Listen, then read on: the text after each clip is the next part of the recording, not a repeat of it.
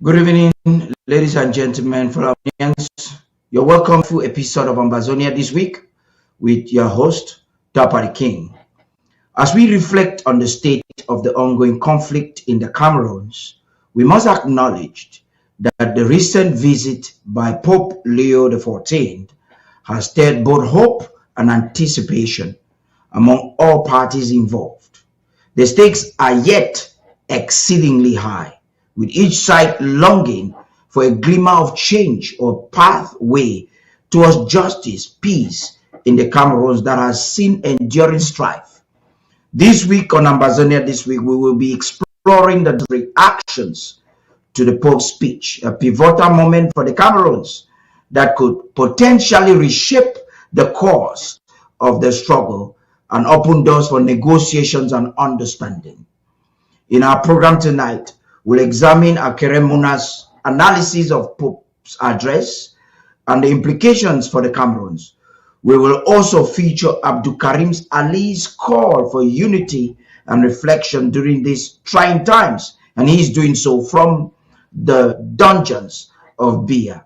And we'll take a closer look of Maurice Kamto's bold petition to the African Union. Maurice Kamto, according to him, the Cameroon's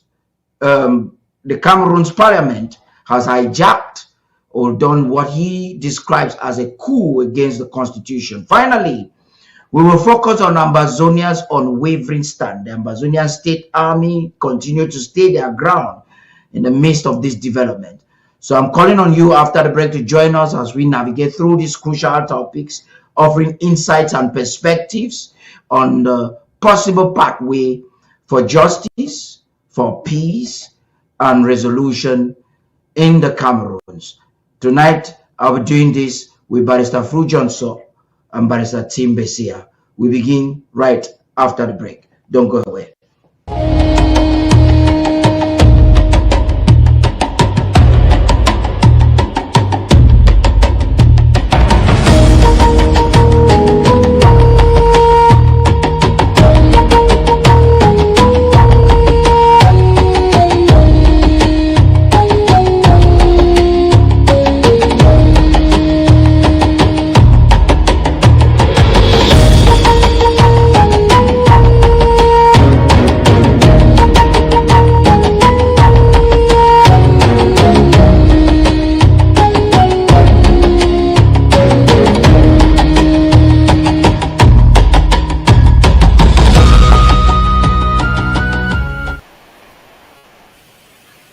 Good evening, Barrister Fru.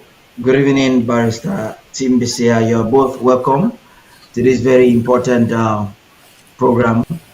I'd like you all to just greet our audience, and so that I can refresh our mind on some of the things that would have happened over the week for us to get started. I begin with you, Barrister Fru.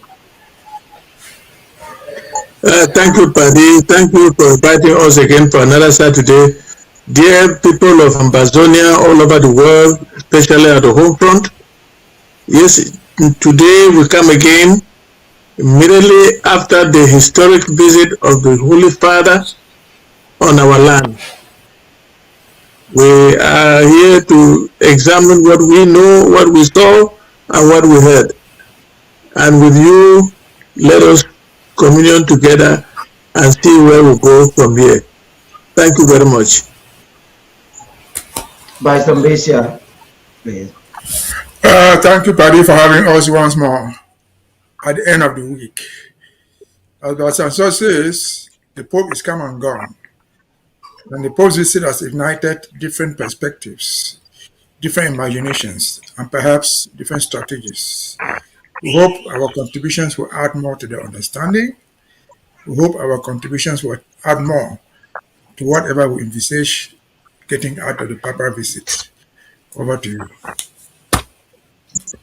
Okay, there's so much for us to unpack in tonight's discussions, but because of this, there are lots of things that have been said. You have this Commission, Secretary of State for Communications and IT, is exploring different ways of communicating to the world, our plight and our stories.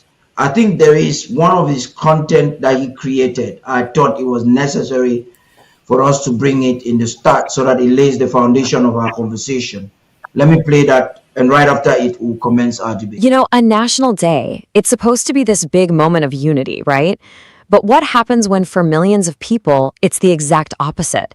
Today, we're going to dig into a really powerful argument, one that reframes Cameroon's National Day, May 20th. It argues it's not about unity at all, but a symbol of a deep, unresolved division. And this line, right from the source material, it kind of changes the whole game. It's telling us we're not just here to look back at history, we're here to judge it. So this isn't about, whether we should have a party on a certain date. It's about really getting to grips with its true legacy. Okay, so where does that judgment take us first? Well, it points to this massive contradiction, something right at the very heart of the celebration. So on the one hand, you've got the official story, right? You see these vibrant parades all about celebrating national unity. But then there's this other, starkly different reality. For so many people from the former southern Cameroons, this day isn't a celebration at all.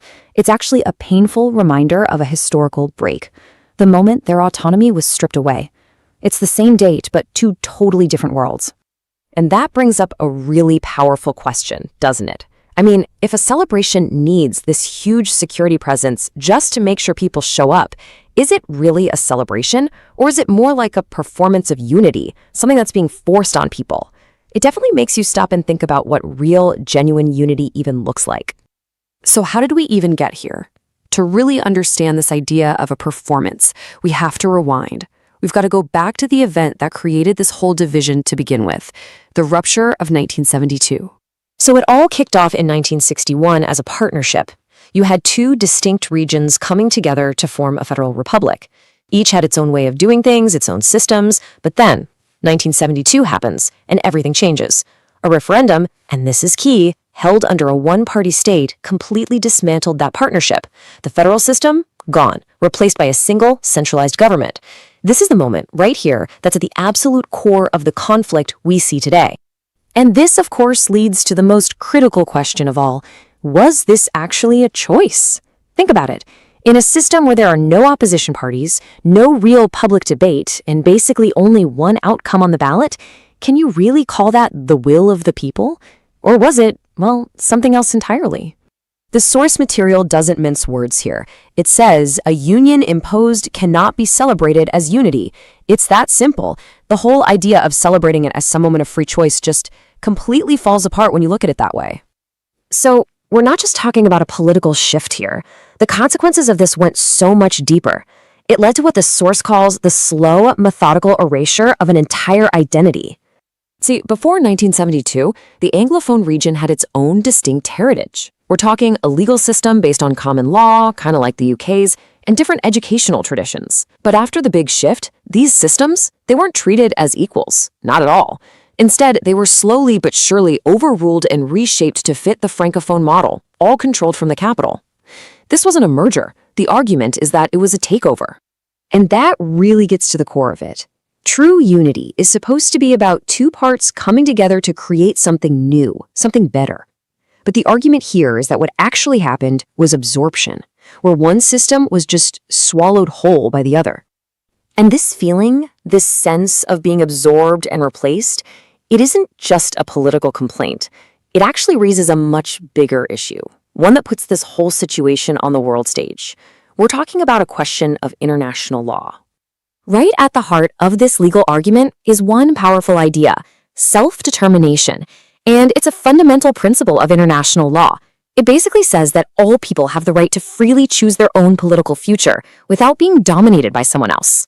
So with that in mind, the source poses a really direct challenge. It asks, based on that very principle, was the fate of Southern Cameroons ever decided fairly? I mean, given the way the 1972 referendum went down, the argument is that this fundamental question, it's never really been answered. And this just reframes everything. When you look at it from this legal angle, May 20th stops being just another holiday. Instead, it becomes this annual, very public reminder of an unresolved decolonization, a process that was never actually finished the right way.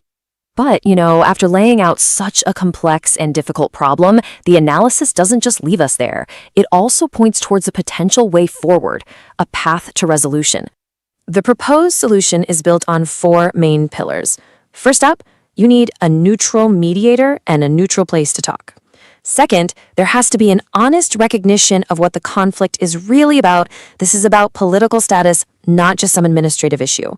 And last, and this is the most critical pillar of all, whatever the final outcome is, it absolutely has to, be based on the genuine free consent of the people involved.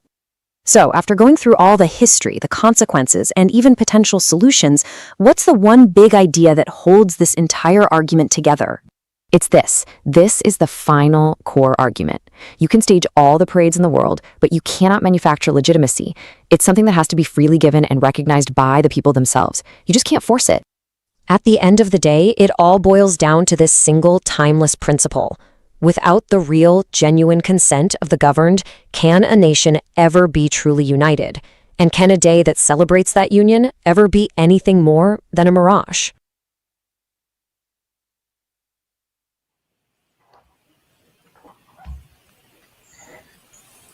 Simply wonderful. I want to especially it up for Dr.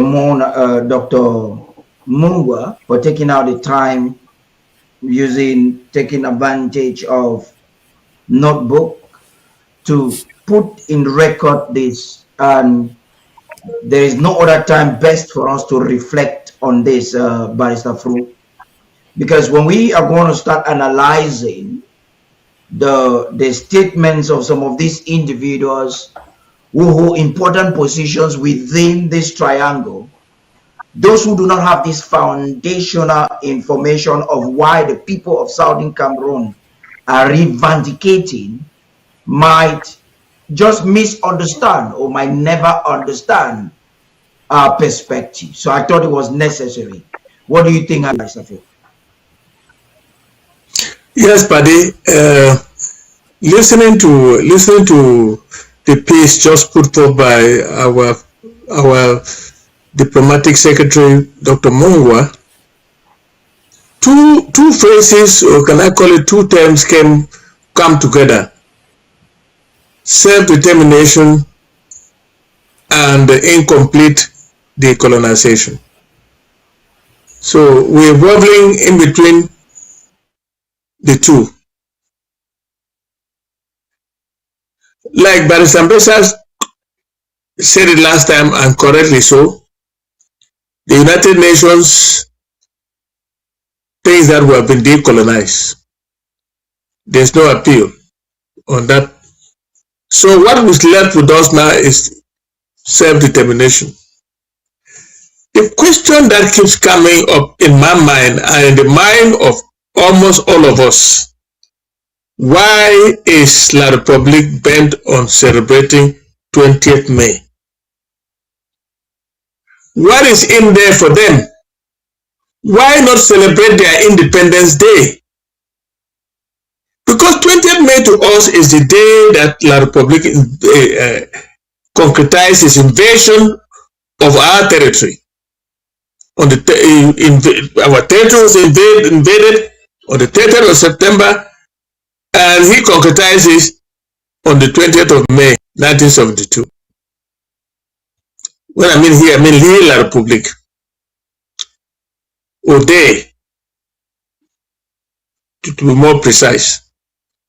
Now the question becomes, why is La Republique the only country in the world that does not celebrate its own Independence Day? What is in there for 1972 when they voted against Resolution 1608 of the United Nations General Assembly, along with the colonial masters and the other colonial entities in Africa except Mali? They didn't want us. They didn't want to associate with us. Or is it that they didn't want the fact that they mentioned that we should have independence? We were never part of La République de Cameroon. I don't know what their problem is. They invaded with the help of Britain and France and the United Nations. La République du Cameroon invaded the southern Cameroons and turned us into second-class citizens. Look, when we come on the network like this, we should speak facts. I just heard something just before we came on this our network being presented. Somebody was citing a British diplomat who was in Kumban. I have never heard of any British diplomat who assisted in the talks in Kumban. All we have always known is that the British were not there. It was only us and La République du Cameroon in Kumban. So let's be very careful when we make statements in public space.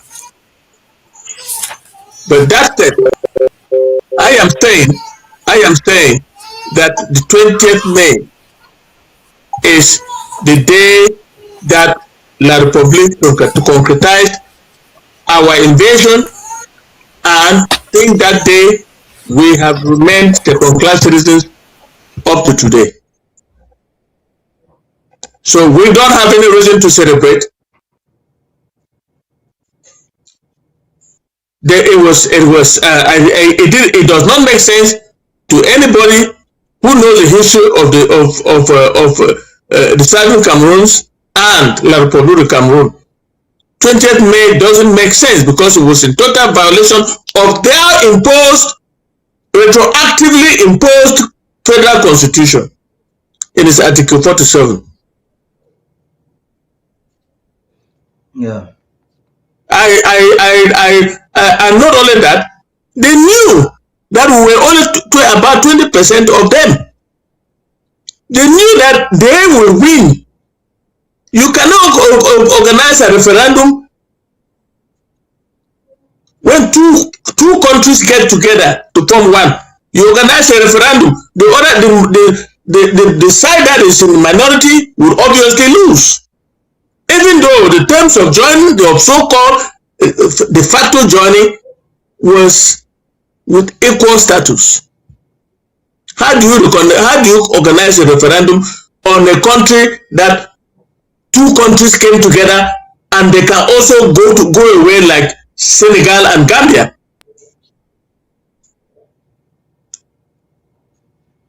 So that is the issue. But I don't know whether this is the right time to bring that up. We have been talking about it over and over and over. Thank you, Paddy. Yeah, I think there's no other right time. You have done well in your expose. I thought it was good for us to lay this foundation because we're going to be getting into articles or speech analysis from people like Muna and the way others are perceiving the Pope's speech. Our stance as Ambazonians that might not be understood if this foundational information is missing. So every time we have the chance, it's important to refresh, first of all, the minds of our people and to educate the international community of our plight. So I'm coming to you now by Mbeseha to anchor from this foundational information from Mungwa's piece. By Mbeseha, please. Paddy, thank you for having me. I think what the Mungwa wrote there is perfectly correct. But what most of us don't understand is that from day one, the Republic of Cameroon, be it under Paul Biya or under Ahijo, the only two presidents that have been there, has been dishonest. They are internationally dishonest. They are, in fact, infected. In fact, their dishonesty is in their DNA. They have never told the truth. All along, they have been deceiving themselves. They have been deceiving the world. They have been deceiving the international community. Because before the joining, the so-called joining, in fact, before the plebiscite, Ahijo, who was then premier of Cameroon to become independent, went to the United Nations on the 25th of February 1959 and assured the United Nations General Assembly that this purported union, if it does come through, will be a union of two states equal in status. This was his presentation before the international community at the United Nations. The very Republic of Cameroon, under Ahidjo, became independent on the 1st of January 1960, a few months after his promise at the United Nations. And then Resolution 1608 came up. 1608 came up to validate the so-called plebiscite that passed on the 11th of February, which was essentially something for Ambazonian Southern Cameroonians. They are the only ones who voted in that plebiscite, where they had their two options, what they call the two alternatives: vote to join Nigeria or vote to join Cameroon. Now, this time in 1960, 61, Cameroon was already independent. They were already admitted at the United Nations. And when that resolution came, they voted against it. Where's the promise that they just made in 1959 that will come to join them on equal status? They disregarded it. They voted against it. But in spite of voting against it, the resolution passed. And then, in that resolution, 1608, among other things, paragraph said, recommended that the three governments, the government of Cameroon, the government of the UK administrators, and the government of Southern Cameroon, should sit and agree on certain things before October 1st. Now, before October 1st, Ahidjo deceitfully called the Fuman Conference. He was a convener of the Fuman Conference and invited Foncha under the pretext that he wanted Foncha and his delegation to come and discuss the Constitution, the so-called Federal Constitution. The United Kingdom administrators were not there. And so Foncha and his own delegation of 50 went blindly there with the hope that while there they would sit down together and try to iron out what the Constitution would look like. They got there and they were embarrassed. They were embarrassed that they decided Fuman alone. After the opening session, Ahidjo simply left. We don't know where they went to. But they locked up Foncha and his delegation in a room and gave them a copy of the Constitution to look at it, make proposals for them to accept or deny. And Foncha made their own proposals that they wanted after disregarding their own Bamenda proposals that they had brought. And then they handed this thing to Ahidjo. Without the consent of Foncha, without the consent of the government of West Cameroon, Southern Cameroon then, Ahidjo deceitfully put out what he called a Federal Constitution. 1st of September 1961. The Federation was supposed to be 1st October. They put up a constitution signed by Ahidjo alone. That is the second arm of the fraud. And they called this a federal constitution. What a House of Assembly in Mbeseha, what the House of Chiefs, what the government were not party to that document. And then they call it a federal constitution. By name, in spite of all the imperfections, they call it a federal constitution. But just 1 year into that federal constitution, February 1962, the very Ahidjo went to Eboliver in his UC, a political party convention, and popularly told the world that the so-called federation that had just been set up a year before was not something to count on, that it was just a temporary measure, that he did not want any federation. This was said publicly, that he would prefer a centralized state government, and that the federation that he had signed into just a year before was just a temporary measure.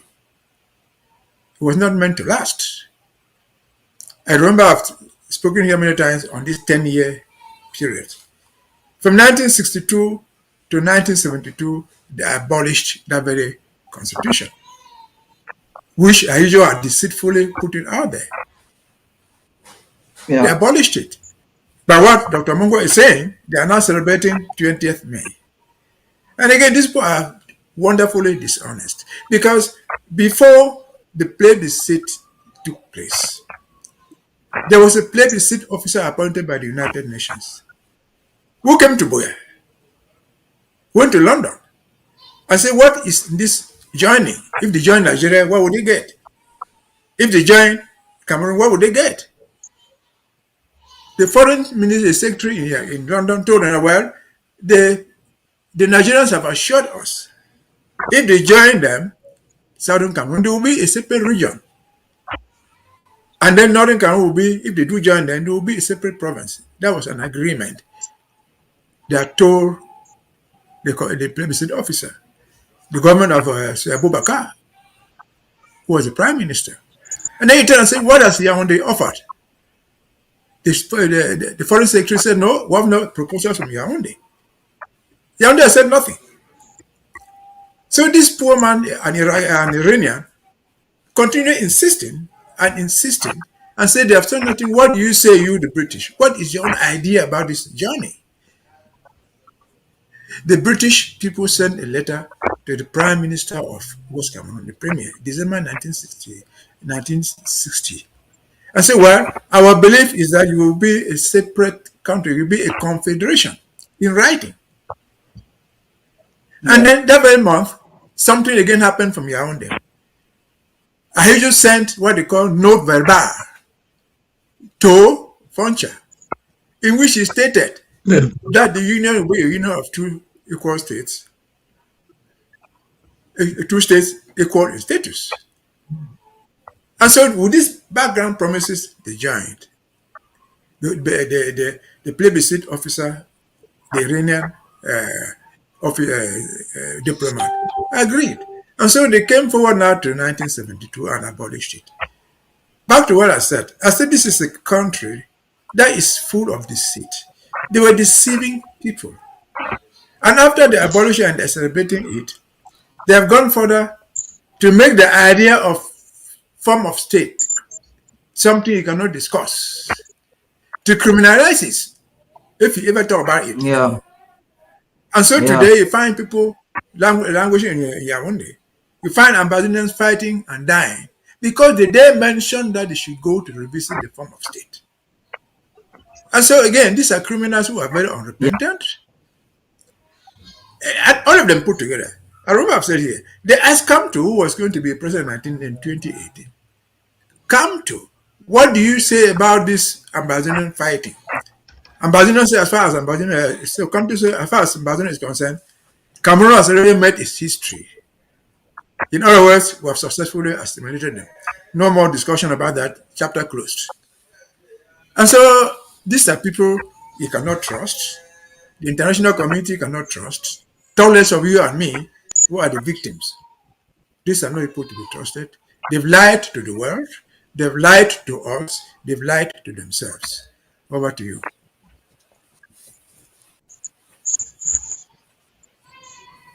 Over to you, Paddy. Amazing, Barrister Mbeseha. I think there's so much for us to discuss if we get into, but I don't mind us always repeat analogy. We decided that we're going to use this historical background as the foundation of today's discussion is because we are going to take positions that would seem to some as though we are at the extreme angle, of which we are right to stay at the extreme. Now, we will look just on the executive summary of Akere Muna. Akere Muna has had hands to give his thought. Your network, I mean, your sound is not good. Your sound is not good. The Pope's speech. You are breaking, Paddy. You are breaking. You are breaking.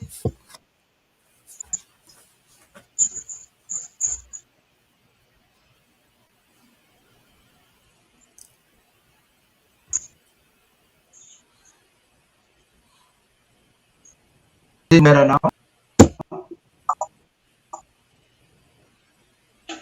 We still cannot get you.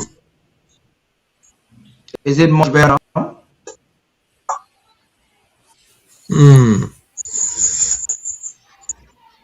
Not quite. Adjust your sound. Can you hear me now? Yes. Yeah, somehow. Okay. I think it's because I'm using the same console to do a lot of things, but which is okay. I just would pray that it's better.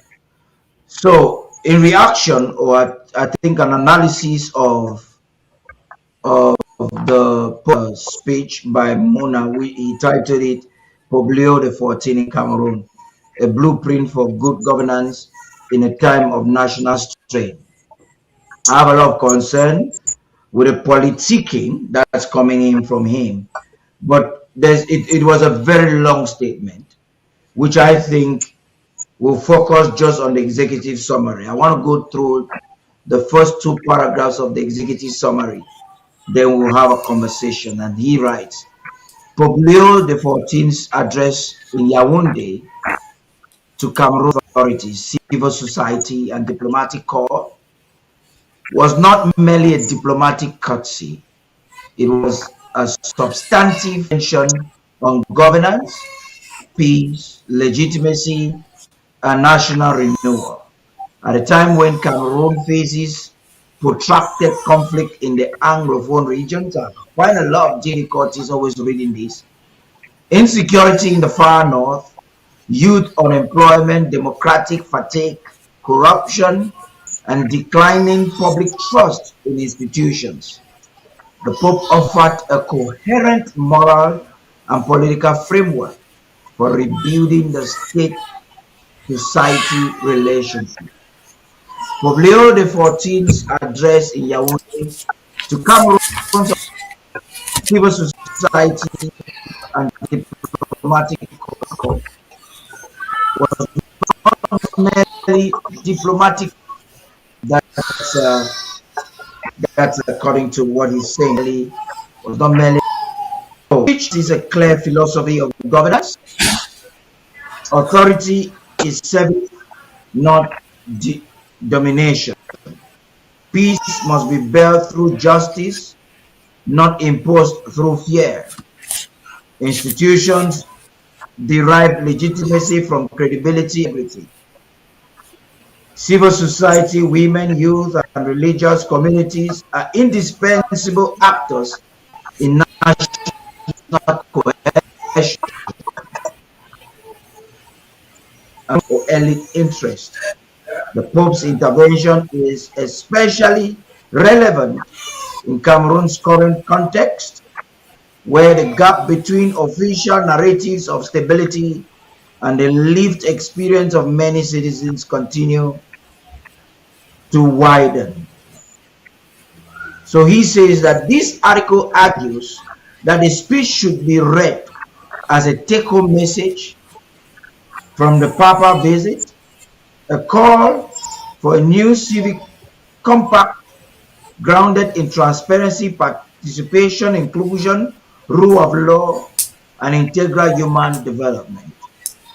Far from offering partisan commentary, Poblio the 14th articulated a normative framework that speaks directly to the Cameroon's governance crisis and points towards a more credible and peaceful national future.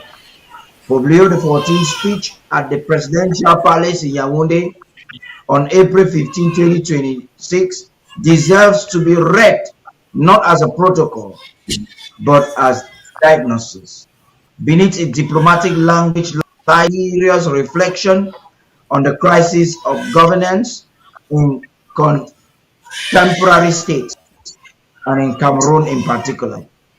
In a country marked by armed conflict in the northwest and the southwest, terrorist threats in the far north, persistent corruption, youth disillusionment, weak institutional trust, and the political order often criticized for centralization, and insania, the Pope's address amounted to a moral audit of public authority.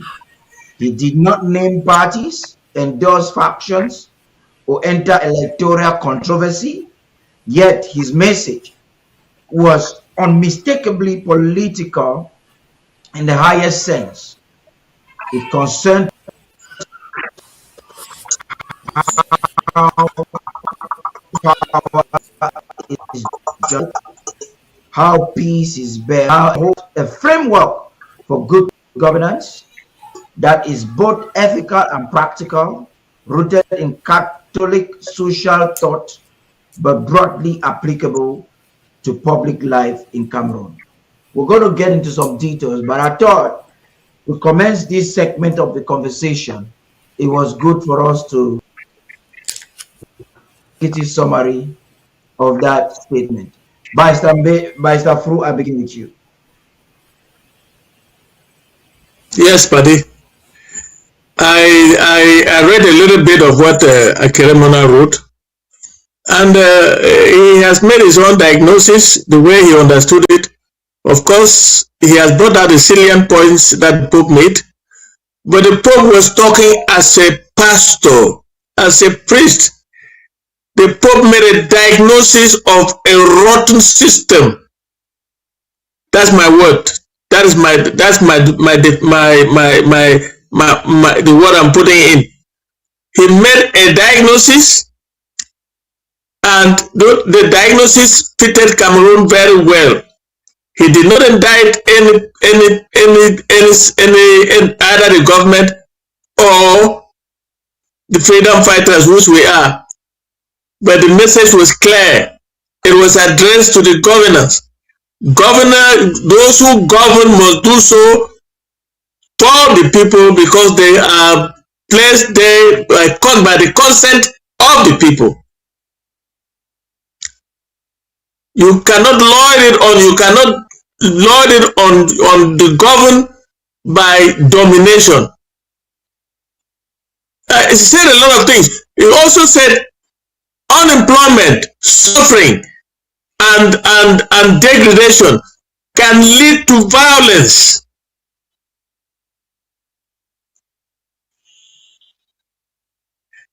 The youths have been placed in a situation where they probably have no choice to go into violence. And he's not only talking about youths of Ambazonia, he's talking about even the youths of La Republic of Cameroon, because the Pope knew everything before coming. The post-election violence and the war, which La Republic has for many years been deceiving the world, calling it a crisis, the war in the southern Cameroon, Ambazonia. La Republic is scared of the word war. They have never used that word war. But we say we are at war with La Republique du Cameroon. And he said some other thing which Akere Muna probably left out. War unto those who use religion to gain political, military, or economic advantage over the people. And he was talking to not only to La Republique du Cameroon from the statement I just made, but also to some of their pastors, some of their priests, or the so-called bishops or archbishops. You cannot use religion to make money. You cannot use religion to live comfortably. Receiving a pajero from La Republique du Cameroon and receiving a salary of 2 million francs every month from La Republique du Cameroon as a pastor. That is, you are using religion for your own economic gains. I got that very quickly, because I know exactly what is happening.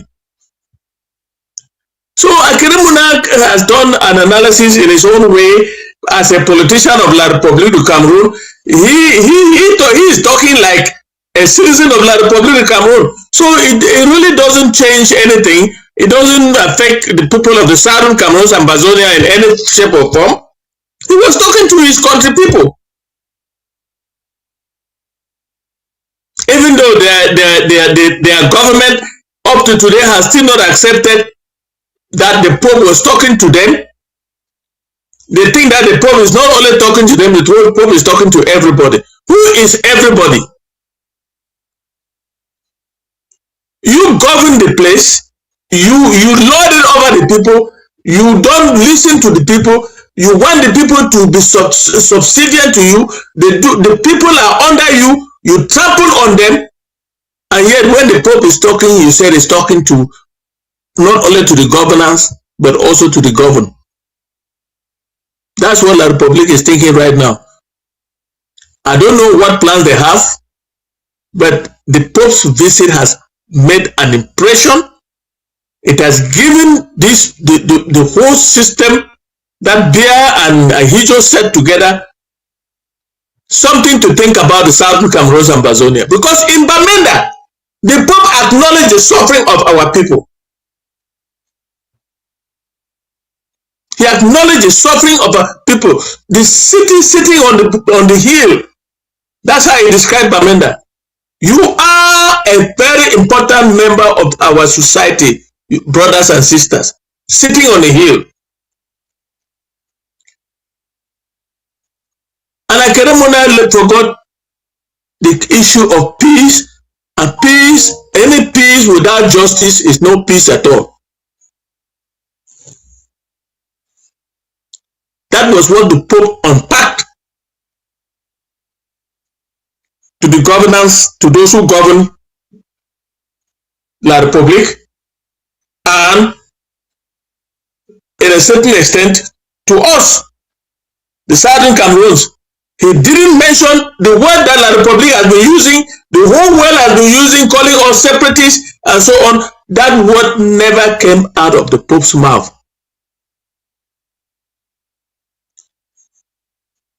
The people, when they say the people of Bamenda, is actually referring to the people of the Southern Cameroons. Because the Bamenda ecclesiastical province is the whole of Southern Cameroons and Ambazonia, from Victoria to Kamto.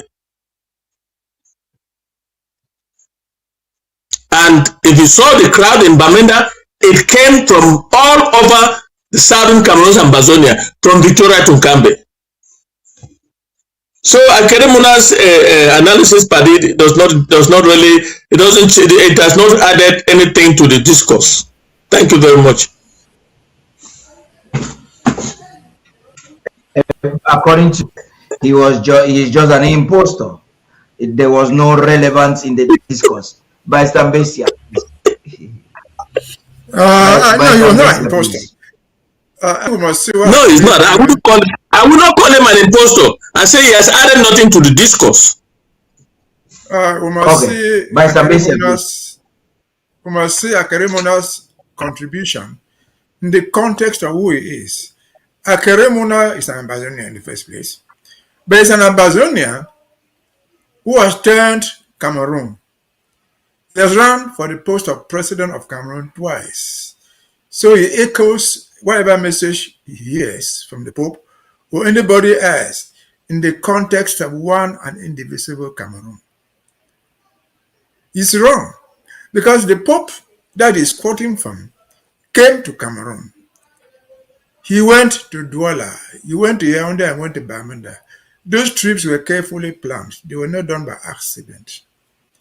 And the Pope, in his own message, said, amongst other things, he cited two areas of concern over security. He mentioned Boko Haram in the far north and the problems, in his own words, in the northwest and southwest. You cannot solve those are two different conflicts. The same cannot be solved, all of them cannot be solved in the same way. To the best of my knowledge, I have not heard the Boko Haram in the far north or wherever they are making any political demands. Therefore, they are effectively a security issue. You can buy drones, you can buy cameras enough, and that will be solved. The problem in the Norway and Southwest, as they call it, is not a religious problem. It's not a political, it's not a problem where civil society do not participate in this and that. It is a political problem rooted in the existence of the whole thing called Cameroon. And so until you address those two things differently, you miss the point. And so when the Pope says the people of the Northwest and Southwest are suffering, how do you address it, President Akere Muna, if he became president? The problem of the Northwest and Southwest is not going to be solved in the general context of Cameroon. Solving the problem of Boko Haram, the problem of the Fangs, the Betis, the Bamilekis, no. Ambazonians have a political problem rooted in the history and the very existence of that country.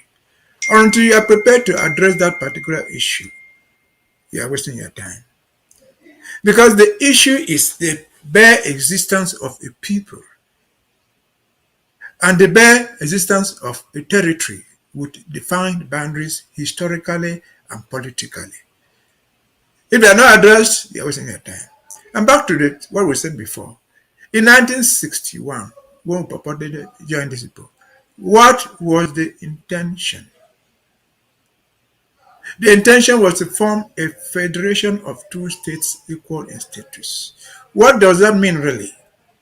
Two states equal in status simply mean that you came with your own state, I came with mine. The other state will not influence the other one in the internal affairs. Let us compare it to the United States. The United States has 50 states in the Union. There were originally 13 colonies that formed the original United States. Other states joined. Mexico and other places joined later on. They came with their own body politic, their own constituency. Nowhere they were big or small, they came and joined. We've now heard the federal government of the United States, for example, decree how many counties will be created in Mexico, New Mexico, or what the people of Alaska will do with the oil there. They have never done that. And so the idea that people believe in here, they could then turn around and become the masters of southern Cameroon, giving decrees to create, for example, division which they call counties. We've never heard any county created in the United States by the federal government. No. And so that the idea of independence by joining and for two states equal in status meant that we're coming there with our own institutions who should be preserved, who should meet in the middle for federal issues. Again, in the United States, for example, we have federal courts. Every state has its own courts. They have their own Supreme Court per state. And then when it comes to federal issues, there are federal judges, for example, immigration. The Union in the United States agreed that immigration would be the responsibility of the federal government. Currency will be the responsibility of the federal government. And therefore, if you go to every state, you find a social security officer there, that's a federal office. You find immigration officers there. But you also find state police who are doing their job in addition to federal guards. And so this is how we came into the Union. This is what we believed it was going to be. It has never been like that. And then Akere Muna and others are trying to subject us, because the Pope said so, to a union that was never intended to be the same. If we took part in all the elections today in the Cameroon, that would not have changed anything. For example, in 1990, Ambazonians called in Northwest participated in the elections. And they voted Newsroom. Where is the participation that they did? It has changed nothing. And so, until the Akere Munas, who are unionists, understand that the Ambazonian problem is pure bare existence of a people, bare existence of a territory with defined boundaries, that decides to work with the other one in cooperation for a common goal. Their goals are not, our goals are not common. They have sought to impose on us common goals. Their own goals. For example, let us say in southern Cameroon, West Cameroon that we had, was something like customary courts. Customary courts deal with succession. All this we find from Chafa and so those are customary law issues. If there was a dispute over succession, customary law succession, call it in the palace of Chafa, the Fan Chafa, whoever, or the Fan Mancon, or the Fan Fountain, wherever, it went to the customary court. And they deal with it there because they know the customs. They know the family, whatever thing they do there to appoint or to elect or to nominate a successor. Now they've come in where the customary courts that deal with on those customs. They are not there. Have they been able to solve the problem? No. You find the Chafas and the many others who have left, they have been overthrown. Somebody is coming from Yaoundé with a decree trying to impose them on the people against the customs. So these are incompatible things. Akere can say what he likes, and there are many of them, he's not alone. The Pope came to Cameroon with messages for different things. Our problem essentially is not the youth. He went to Douala to address the youth and the corruption issue, which he knows very well. The youth are running the streets of Douala. Why? Because at the custom where the money is coming in, they are stealing all the money. Akere Muna knows very well that when they talk about the corruption, he knows it's green call.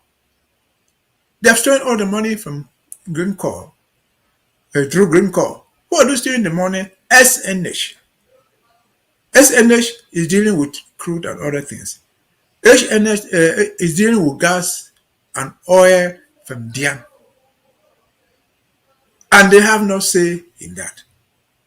And Cameroon is signatory to the African Charter on People's and Human Rights, Individual People's Rights of 1989. We said in Article 21 that communities shall be in charge of their natural resources. That very document that Cameroon signed up to, say in Article 20 that people are entitled to self-determination. They decide their own political future when they want. They are not applying to them, whereas they sign up to those things. It goes back to say what I said earlier, that Cameroon is a country that is so shameless. They sign up to international agreements, they make international promises, and they never respect even a single one. And we don't know why, I don't personally know why, people like Akere Muna, who even think that they can be there. They can influence nothing. If you want to join them, you are joining them in their club of lies. His father before him thought that he could influence things. He was brought over with money and post. He changed nothing. Absolutely nothing. He died in disgrace. And he's not alone. We have had a chain of so-called Ambazonians. I don't know any Ambazonian who has ever lived in that system, who went there honestly and has come back a happy person. None. Foncha didn't come back happy. Estimuna did not come back happy. Iti Igwe did not come back happy. There's none. Fondon did not come back happy. Why? Because these people who are dealing with they are double standards. Once they absorb you, if you question them, the only thing they do is they kill you. We have sung this song many times here. Let our bishops, archbishops know this. Until you know your enemy, you don't know how to deal with that enemy. These people are non-repentant people. They don't regret for anything. Once they set on committing a crime, they continue, they will kill you if they care. And so, until the Akere Munas realize these basic facts, their doctrine has no meaning. Until the archbishops and the bishops of the diocese of the Bamida Ecclesiastical Province of 5 or 6 bishops, until they also understand this, they are wasting their time. And so, again, dealing with a criminal who is not making a mistake, whose crimes are embedded in their DNA, is a very difficult thing. One would imagine that a guy like Mr. Paul Biya, who is said to have gone to seminary in the first place, would have been a little bit different. But is Paul Biya even different after going to a seminary? Can he appreciate anything in his life? Nothing. This is Paul Biya, somebody woke up from the bed and gave him power. Till today, in which office in Yaoundé do you still find the picture of Ahijo? Even though they claim to have rehabilitated him. And so the The beer, I saw pictures of the civil cabinet in Yaoundé. What are the picture? Which are the pictures hanging on the wall? The picture of Shanta Beer. Where is the picture of Ahijo? Who built that Unity Palace? Absolutely nothing. So they cannot forgive Ahijo. How do you expect them to forgive Fancha, to forget the end of the Fonka Jean Laurent? That they were simply tools they used. And so poor Akere Muna and others will go with him. It is unfortunate. You can deal with those national issues. One thing I'm sure, you have realized yourself, there is no way an Anglophone, call you an Anglophone, will ever get to the presidency of the Republic. No matter how fair the elections are, you will not get there. And therefore, the chances of changing the system by thinking that good governance, this and that will change, it might change for them, because that's how they do it. But as Ambazonians, it will not address the fundamental issues, the issue of a people defined by law and accepted by law, a territory defined by law and international law. Because Yaoundé seems to be in the habit of lying to themselves. We've looked through history. I've also done a lot of history. There is no evidence that in 1919, when they divided what they call German Cameroon, there was ever an intention to let those territories come back. It was not only Cameroon alone. It was Cameroon, Kenya, and now Tanganyika and others. There is no evidence that in 1946, when the transition into trust territory of the United Nations, there was any idea that the territories will ever reunite.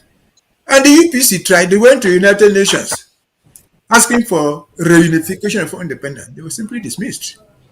So where did they come with this idea of one indivisible when we freely joined them? They did not freely join us. We freely joined them.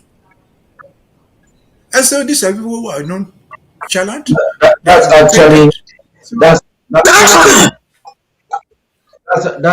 actually a question that we'll ask all day long. And I like the interventions that you both have given. I like the way Barrister Fru puts it. It doesn't add anything to the conversation. And then Barrister Mbeseha, you have just nailed it by being clear. The purpose I brought in Akere Muna's discourse into this discussion of today is because of that, the categorization when they're talking about the Cameroons. When the conflict or the political uprising started in 2016, the rhetoric from Yaoundé was to bring in the internal problems of the country. They put in those of the East and say the people in Beto are also suffering. They put in Boko Haram, took even resources that were given for Boko Haram to come and fight the people of the southern Cameroons.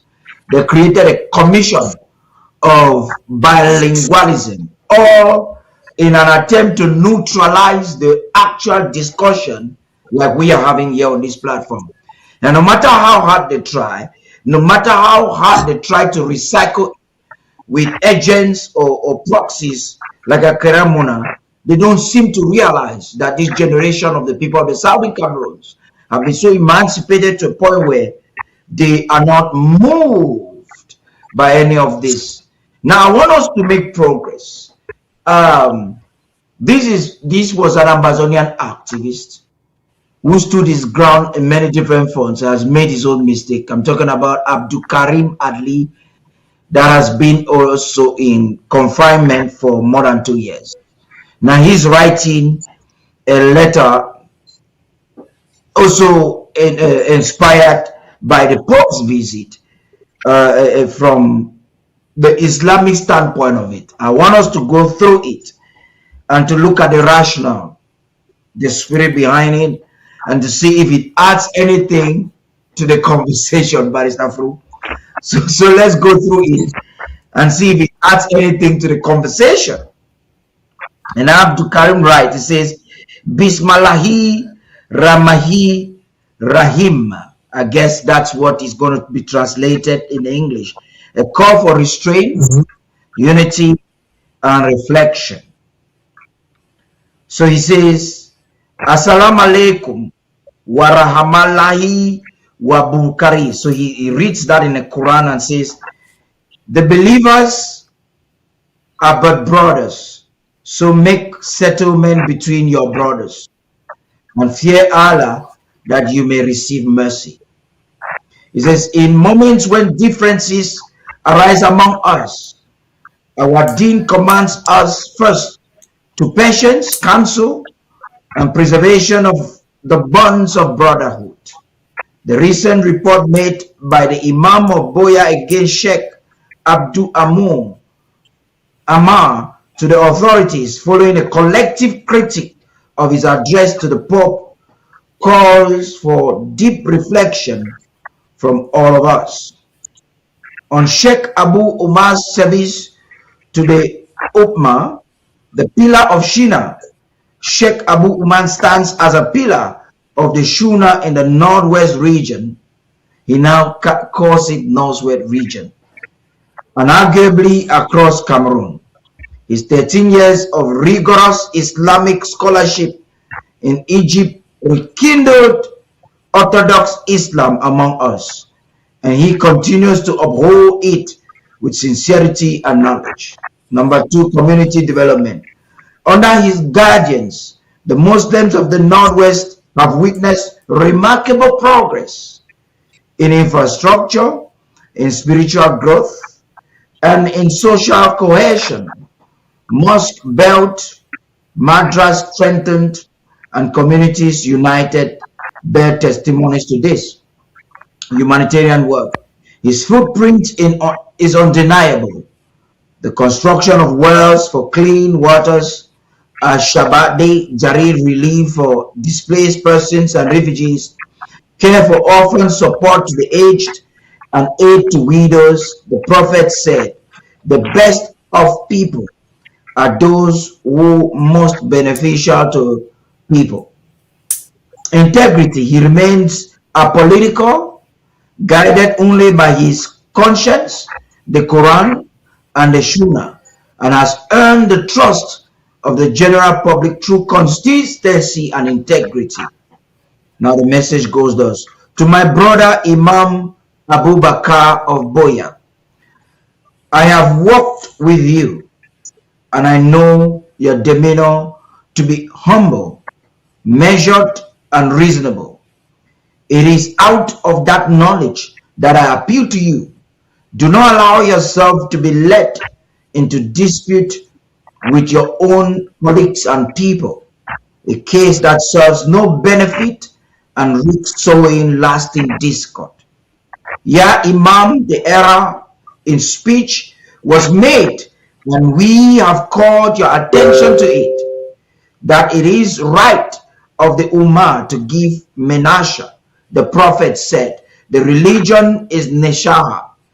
We acknowledge the correction, and we thank you for your vigilance. Allah is our judge, and to Allah belongs whatever is in the heavens and whatever is on the earth. He forgives whom he wills and punishes whom he wills, and Allah is forgiving and merciful. Again, Islamically, no human represents God Allah on earth. We are all his slaves, accountable to him alone. So he went on and gave these quotations. But I want to go towards the end of his message to the public in Bamenda. He says, to the general public of Bamenda and the Ummah at large, our strength is in Shura, in Nasahi, and in Hon Shaban towards one another, and cooperate in righteousness. He gives a quotation from Quran, that's Quran 5:2. He says, and cooperate in righteousness and piety, but do not cooperate in sin and aggression. Let us channel our energy into what unites us, building more wells, feeding the hungry, sheltering the displaced, and honoring the orphans and widows. And they give food in despite of love for it, needy and orphans and captives. We feed you only for the countenance of Allah. We wish not for you reward or gratitude. This is our call. Imam Abu Bakr, we ask you to reconsider and withdraw from this action for the sake of Allah, the unity of the Ummah, and the social harmony of the cherished. Sheikh Abu and other scholars continue embracing open, respectful dialogue and a humanitarian work that uplifts the most vulnerable. Abu Ahmad, Dahu, millions, and all of you. And then he says, and hold firmly to the rope of Allah and all that become divided. May Allah rectify and unite our hearts upon truth and make us keys to good and locks evil. Amen. So, what caught my attention was the quarrel between two Islamic leaders, and he chooses to mitigate. And my interest is his wordings. Even when he was out, he never would address the people of Bamenda Northwest because he understood the geopolitical implications of that categorization. And this way I'm linking him to Muna. His language has changed, which is problematic to me. Is it the strain of confinement? Is it the long confinement leading to compromise? Because he has always been unwavering, even when he was advised never to go back when he came to the United States, and he was advised not to go back, but he has been unwavering. He has made some mistakes, but his change, the diction that has changed, is a cause for concern, Barrister Fru. Please talk to us. Paddy, I have known Abdul Karim and I've worked with him for the best part of 3 years before I got here. Abdul Karim was, and I believe he is, still an Ambazonian. He believes in the sovereignty of the southern Cameroons, Ambazonia. But if you read all what you read, most of it was in Islamic language and the Quran. And I want to think that Abdul Karim was embarrassed by what the Imam of Boya told the Pope. He held brief for La République de Cameroon and chastised the people of the southern Cameroon. That's my reading of what I heard him say. And Abdul Karim has pointed out that in his letter. And he compared him to a very, very important imam in the northern zone, who has done much for Mboro people and for the imam and for the Hausa people in Bamenda. I know for a fact that he has carried out a lot of developmental projects like boreholes and so on and so forth.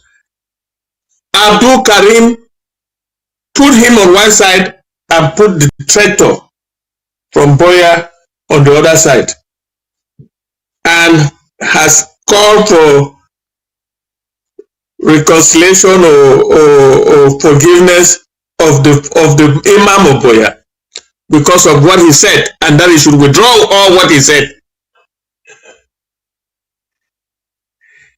I don't know whether Abdul Karim has changed, but he misused a word there. The Northwest region? Did I hear him say that? That is a point of concern for me,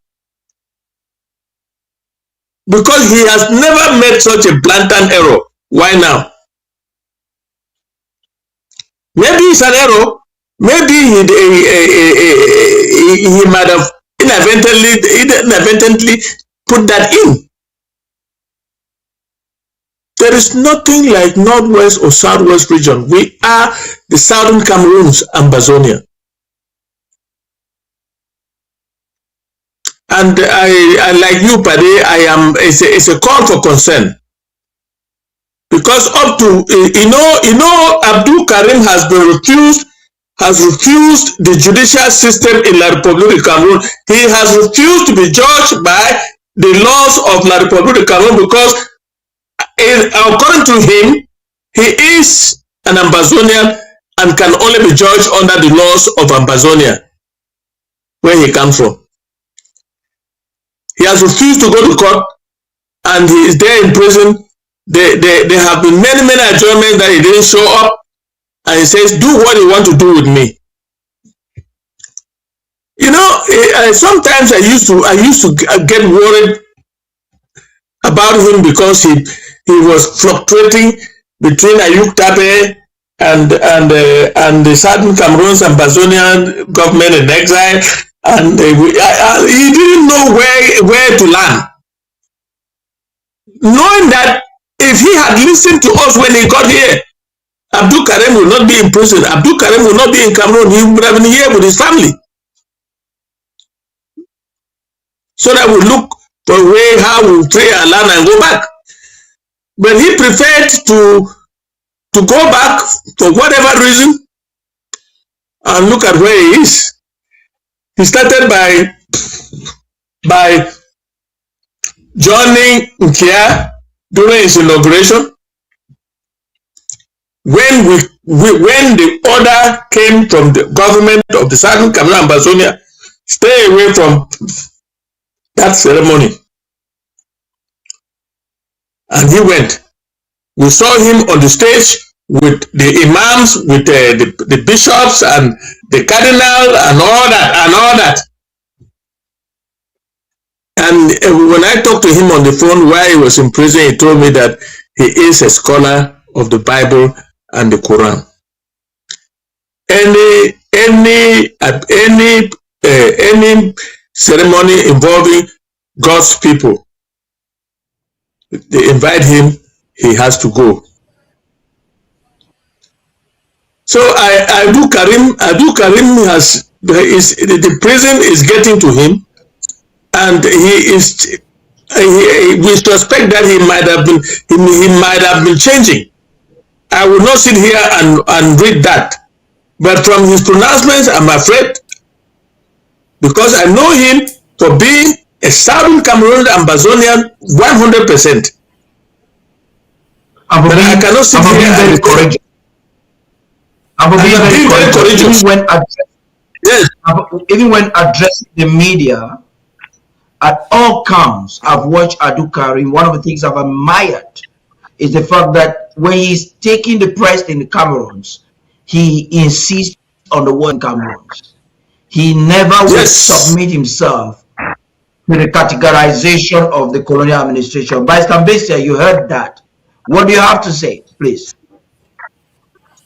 I think I feel very sorry for Abdul Karim, because Abdul Karim, to the best of my knowledge, has committed no crime.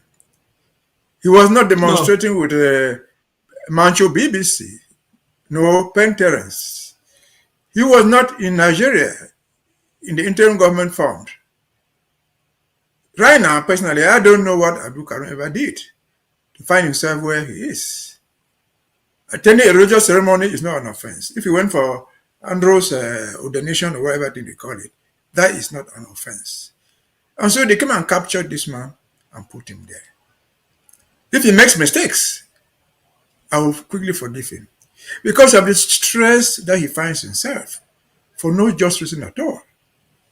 But whatever the mistakes he has made in that statement, he has done something which is important. He realized that the Imam of Boya did not do a good job.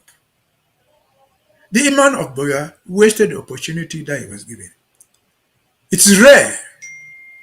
The Imam of Boya might never have the opportunity anymore to address the Pope, because the Pope comes once in about 10 years. And when he does come, if he does come back, this very Pope will not be the Imam of that very guy. The Imam of Boya, who was in Bamenda at the cathedral, did not know why he was invited there, like many of them. And rather than say what he was supposed to say, he said what was not even required of him. The man who invited him, and I'm sure Andrew is the one who invited him. And Andrew has said in his own speech, there is no peace for Muslims, there is no peace for Christians. Peace is peace for everybody. And so when given this opportunity, he chose to say nothing relevant to the struggle. The Pope was there to listen to the victims of the war. And according to the Imam of Boya, the victims of the war were people, Fulani people who came and brought their cows and everything. That is not why he was there. And then they didn't brief him to say what he was required to say. Or he didn't just know it. He wasted the opportunity that he was given to say something about the war. And he was not alone. I don't know who selected those people to go there. I've always seen two of them there, over three. What was the role of the father of Mancon in that cathedral? He was supposed to be representing all the chiefs on the fronts of Northwest and Southwest. But he used the opportunity to thank the Vatican, to highlight the job that his father did by giving land on which schools have been built, on which the cathedral was standing. What had that to do with the war? Did that mean that, for example, the son of Nsoh has abandoned his palace? Because according to him, according to the war. Chafa, who is now in exile because of the war. And many others, the son of Fatima, and so on and so forth. And so he missed that opportunity to say exactly why he was brought to the cathedral and said what he wanted. Maybe that's what the question. And then again, many of them did that sort of thing. They brought somebody else for economic loss, who told the story of how he was selling beer and Guinness, and the world shut down his beer and Guinness store. And another man who thought of ghost town. Is that what they were brought? Is that what the Pope came to Cameroon to hear? I did not see somebody from Kembang in the words of Andrew himself, where he himself claimed, and he was right, that the church was shot, they killed the priest there, military people killed the priest there. Rather, Andrew talked of where some people have died, including priests, including religious. Why not bring an eyewitness of what happened in Kembang and other places in Garabo? I expected to see people from Garabo to say, well, this is us. The K20 of our people here, our women, our wives, our pregnant women. They were not there. And then they expected another opportunity to meet another pope. No, you don't meet a pope, you're not lucky, you don't meet a pope once in your life. And so this pope used the opportunity. Maybe they were coached wrongly, but they missed the opportunity. They didn't even know why the pope was there. The pope was coming, they were selected to tell the story of the war on the people, a representative story of the victims. But they chose to tell their own personal stories. The Emma Oboya, the father Mancon, of all the father Mancon, which is CPD member, Central Committee member, who is a senator, who senator has never mentioned a word about the war. Then you bring him to come and tell the effect of who plots against his own people. The father Mancon who sends the bee to kill Mancon boys. Ambazonian fighters. You bring the father Mancon to tell the Pope the effects of the war on the people. Relatively, are the Mancon people not enjoying compared to other condoms that I really have no? They are turning the streets in Mancon. They are building an airport in Mancon. So in relative terms, Mancon has only an advantage of the war, not a victim. And so I don't know why Andrew did that thing. I don't know whether it was deliberate or not. But having done it, we'll point an accusing finger at them. They might have been wrong. But they ceased to let the Pope know what was really wrong. They choose to let the Pope listen to what they wanted the Pope to hear. And so they were calling the story in that way, including the Imam of Boya. And so again, I congratulate Abdul Karim for realizing the error that the Imam of Boya made on behalf of all the Muslims. It was a sad error. I should apologize. Over to you. That's amazing. We're going to get into an important phase of our conversation, but I understand that Onye has been there with the news waiting on us. Let's get into the newsroom before we get into what the petition by Maurice Kamto to the AU, since it has some link. According to Maurice Kamto, the Kangaroo Parliament has committed a coup against the Constitution. What is the value of that Constitution? We started this program by examining how Cameroon, from time immemorial, has mishandled, manipulated constitutions. And Kamto felt that if you enable a system as such, the victims will end up to be only Southern Cameroonians.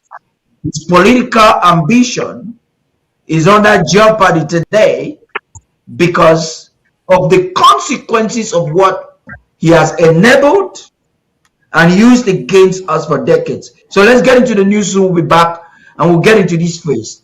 Earlier on today, reports were reaching us that the Batibo-Widikum axis were taken and blocked by the Ambazonia State Army. We are told that there's been a crossfire between the two forces and the road has opened up. We'll be profiling that. I hope to get some of our officials on phone, like Commander Elvis, to give us a briefing on that as we process the reports.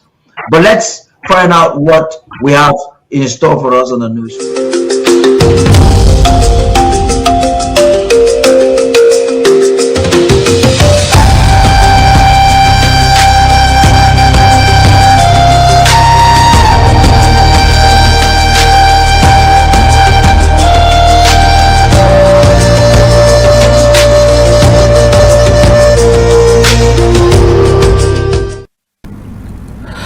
Thank you, Mr. Tarh. Let's get to see some of the reports coming in from the home front. First is the traffic that has been paralyzed in Bamenda in Widikum Road.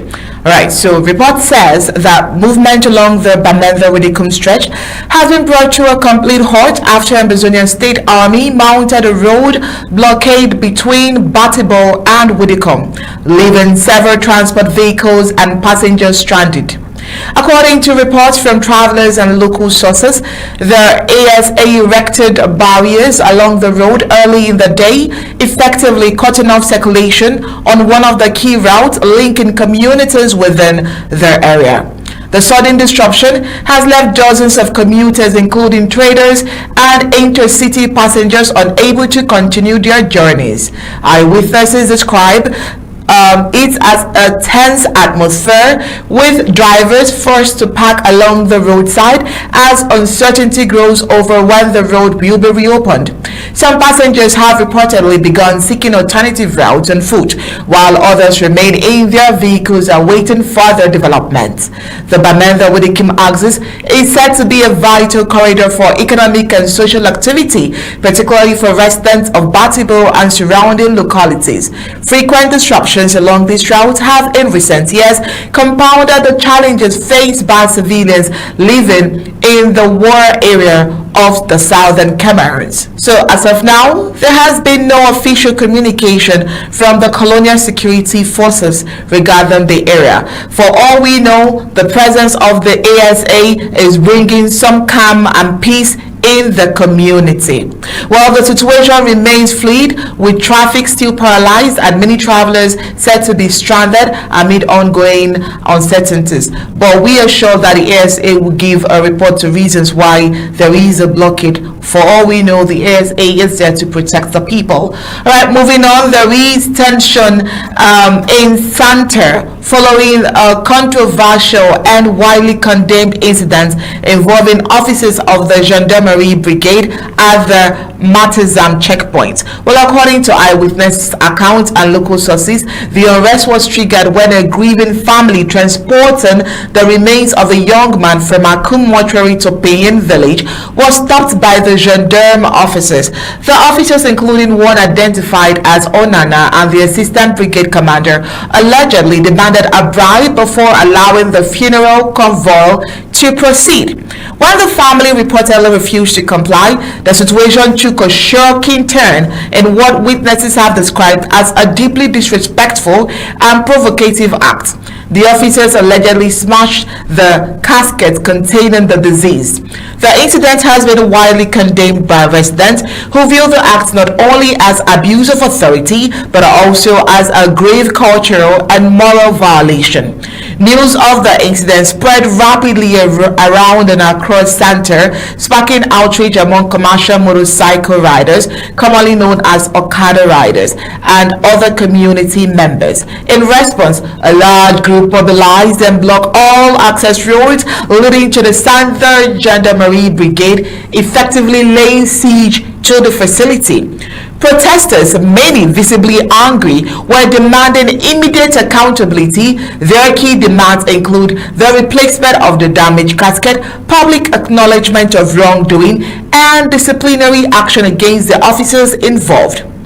Demonstrators have vowed to maintain the blockade until their grievances are addressed. As of the time of filing in this report, the situation remains tense with no official statement released by the colonial authorities. Local leaders are reportedly attempting to mediate and prevent further escalation.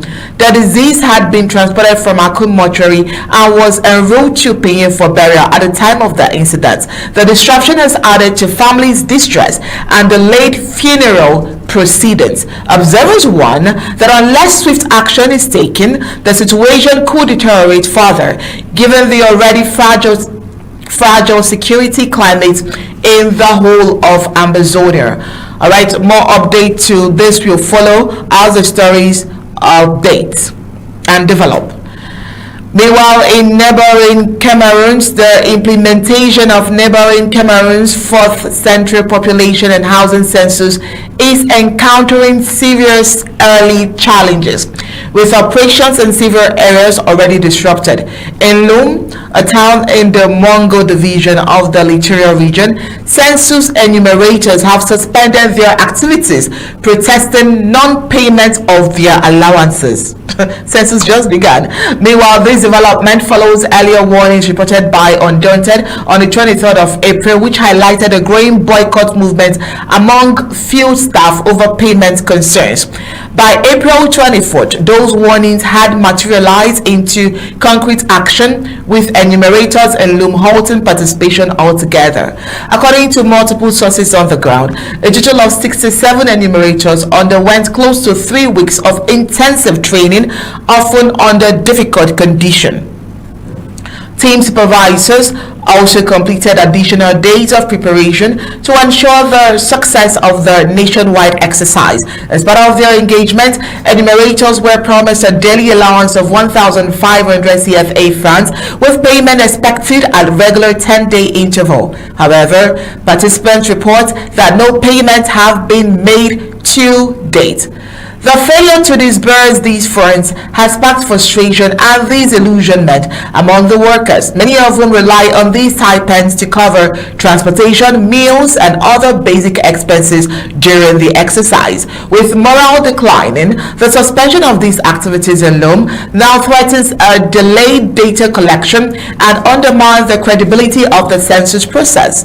The situation is not isolated. Similar complaints have surfaced in other parts of the country, including the capital Yaoundé, raising concerns about systemic issues in organization and financing of the census. The General Population and Housing Census is a critical national operation designed to gather up-to-date demographic and socio-economic data. These figures are essential for government planning, resource allocation, and development strategies.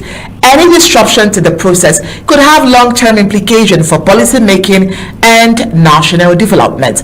The unfolding situation raises pressing questions. Were sufficient funds allocated and released for the smooth execution of the census? Is the first question. If so, what explains the delays in payment to field workers? If not, does this point to deeper issues of mismanagement or possible corruption within the colonial system?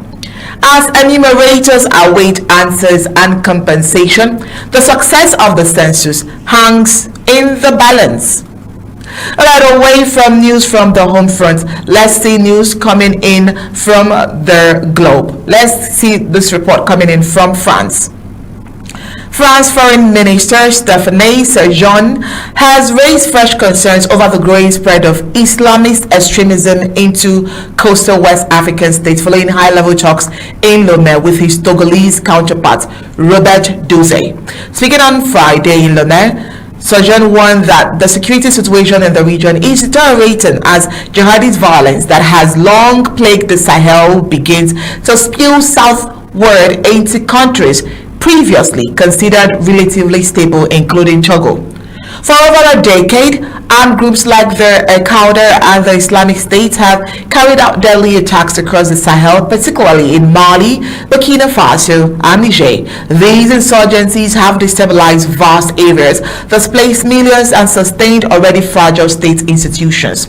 Recent developments, however, suggest a worrying shift. Northern regions of the coastal countries, such as Togo, are increasingly experiencing incursions and attacks attributed to extremist groups, signaling a geographical expansion of the conflict. The situation has been further complicated by political challenges in the Sahel. Military-led governments in Burkina Faso, Mali, and Niger have in recent years demanded the withdrawal of French forces that were deployed as part of the counter-terrorism operations in the region. The departure of these troops has raised concerns among Western and regional officials about a potential security vacuum that extremist groups could exploit. Séjourné emphasized the need for strengthened regional cooperation and international support to contain the spread of violence and prevent further destabilization of West Africa's coastal states. Togolese authorities, for their part, have been ramping up security measures in the country's northern areas, which have already witnessed sporadic attacks in recent years. Officials warn that without coordinated action, the threat could deepen and extend further into the Gulf of Guinea region. The talks in Lomé reflects growing urgency among regional and international partners to address the shifting dynamics of insecurity in West Africa as the front line of jihadist activity appears to be moving forward. Well, away from France, let's get into Mali, where several parts of Mali were shaken by explosions and sustained gunfire early this morning, raising fresh concern over security in a nation already grappling with prolonged instability. The unrest was reportedly in multiple locations, including near a key military installation in Kati, just outside the capital, Bamako. Kati holds a strategic importance as the home base of Mali's transitional leader Assimi Goïta, who rose to power following coup in 2020 and 2021. Eyewitnesses and security sources indicated that soldiers were quickly deployed to the area, sealing off major roads and restricting movement as the situation unfolded. The sounds of gunfire and explosions created panic among residents, though details about casualties or damage remains unclear. Simultaneously, reports of fighting emerged from other parts of the country, including Gawa, a standing hotspot of insurgent activities and severe in the country's central region. The spread of violence across multiple areas underscores the persistent volatility facing Mali's security forces. As of now, the cause of the explosion has not been officially confirmed, and no armed groups has claimed responsibility for the attacks. Authorities have yet to issue a detailed statement on the incident. For all we know, Mali has endured more than a decade of conflict involving jihadist groups linked to Al-Qaeda and Islamic State. These groups have exploited weak governance and regional instability to expand their presence, particularly in the north and central.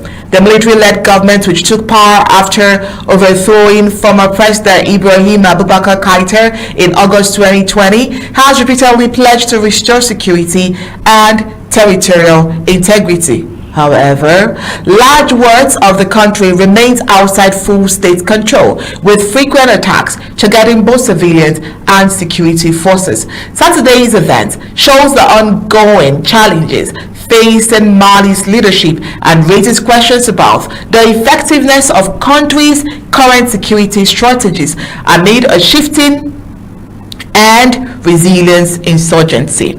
So the situation remains fluid with further updates as more information becomes available, but we'll definitely bring you up to date with all of that. All right, thank you so much, Mr. Tarh. These were a few trending reports we could bring up on this week on Undaunted.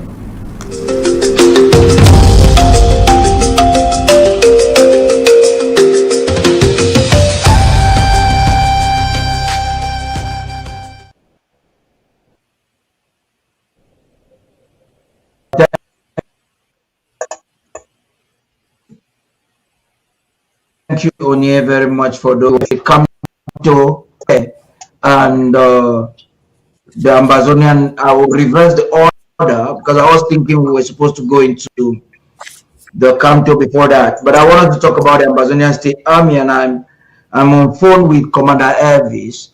Earlier on today, we had reports from the ground that there was traffic in the Widikumbatibo. In fact, the Mafi Highway, because the Ambazonian State Army had to do some roads, probably because of speculations of illegal intrusions of La Republic to Cameroon. And I'm glad that you have opted to join us in this live broadcast. We want to get some briefing to you. What's actually happening on the ground? What would be the strategy of this weekend's blockade that we are told has been relieved? Maybe you want to talk to us, Commander Elvis. We can hear you. You're live. Yeah, thank you, Director Paddy, for having me on tonight. As you all have mentioned already, the Ambazonian State Army are in the state of enforcing a lockdown that, although we didn't have any national for it, they deemed it necessary given the preparations that are going around by La Republic, trying to move the elements and material in preparations for the upcoming 20th May event. The Ambazonian State Army is still to announce a lockdown for that time frame, but we know that La Republic is trying to galvanize their resources now and personnel to strategic areas. So it was one of those situations where the Amazonian State Army along the Force Jungle Highway all the way to the Batibo area noticed their movement, and they deemed it necessary to call into effect that strategic lockdown.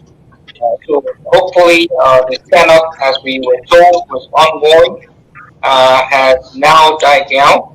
But the reason for which they had that stand-up was really because they wanted to stop that movement of like Greek terrorist elements within Ambazonia territory. Amazing. Thank you very much, Commander Elvis. We hope to have you in the upcoming days to talk to us and probably continue to give education to our people with regards to the upcoming lockdown against the 20th May celebrations in Ambazonia. We began this show by actually bringing an audio from Dr. Munga, or a documentary from Dr. Munga that debunks every rhetoric that Cameroon has in support of that celebration. So thank you for joining us.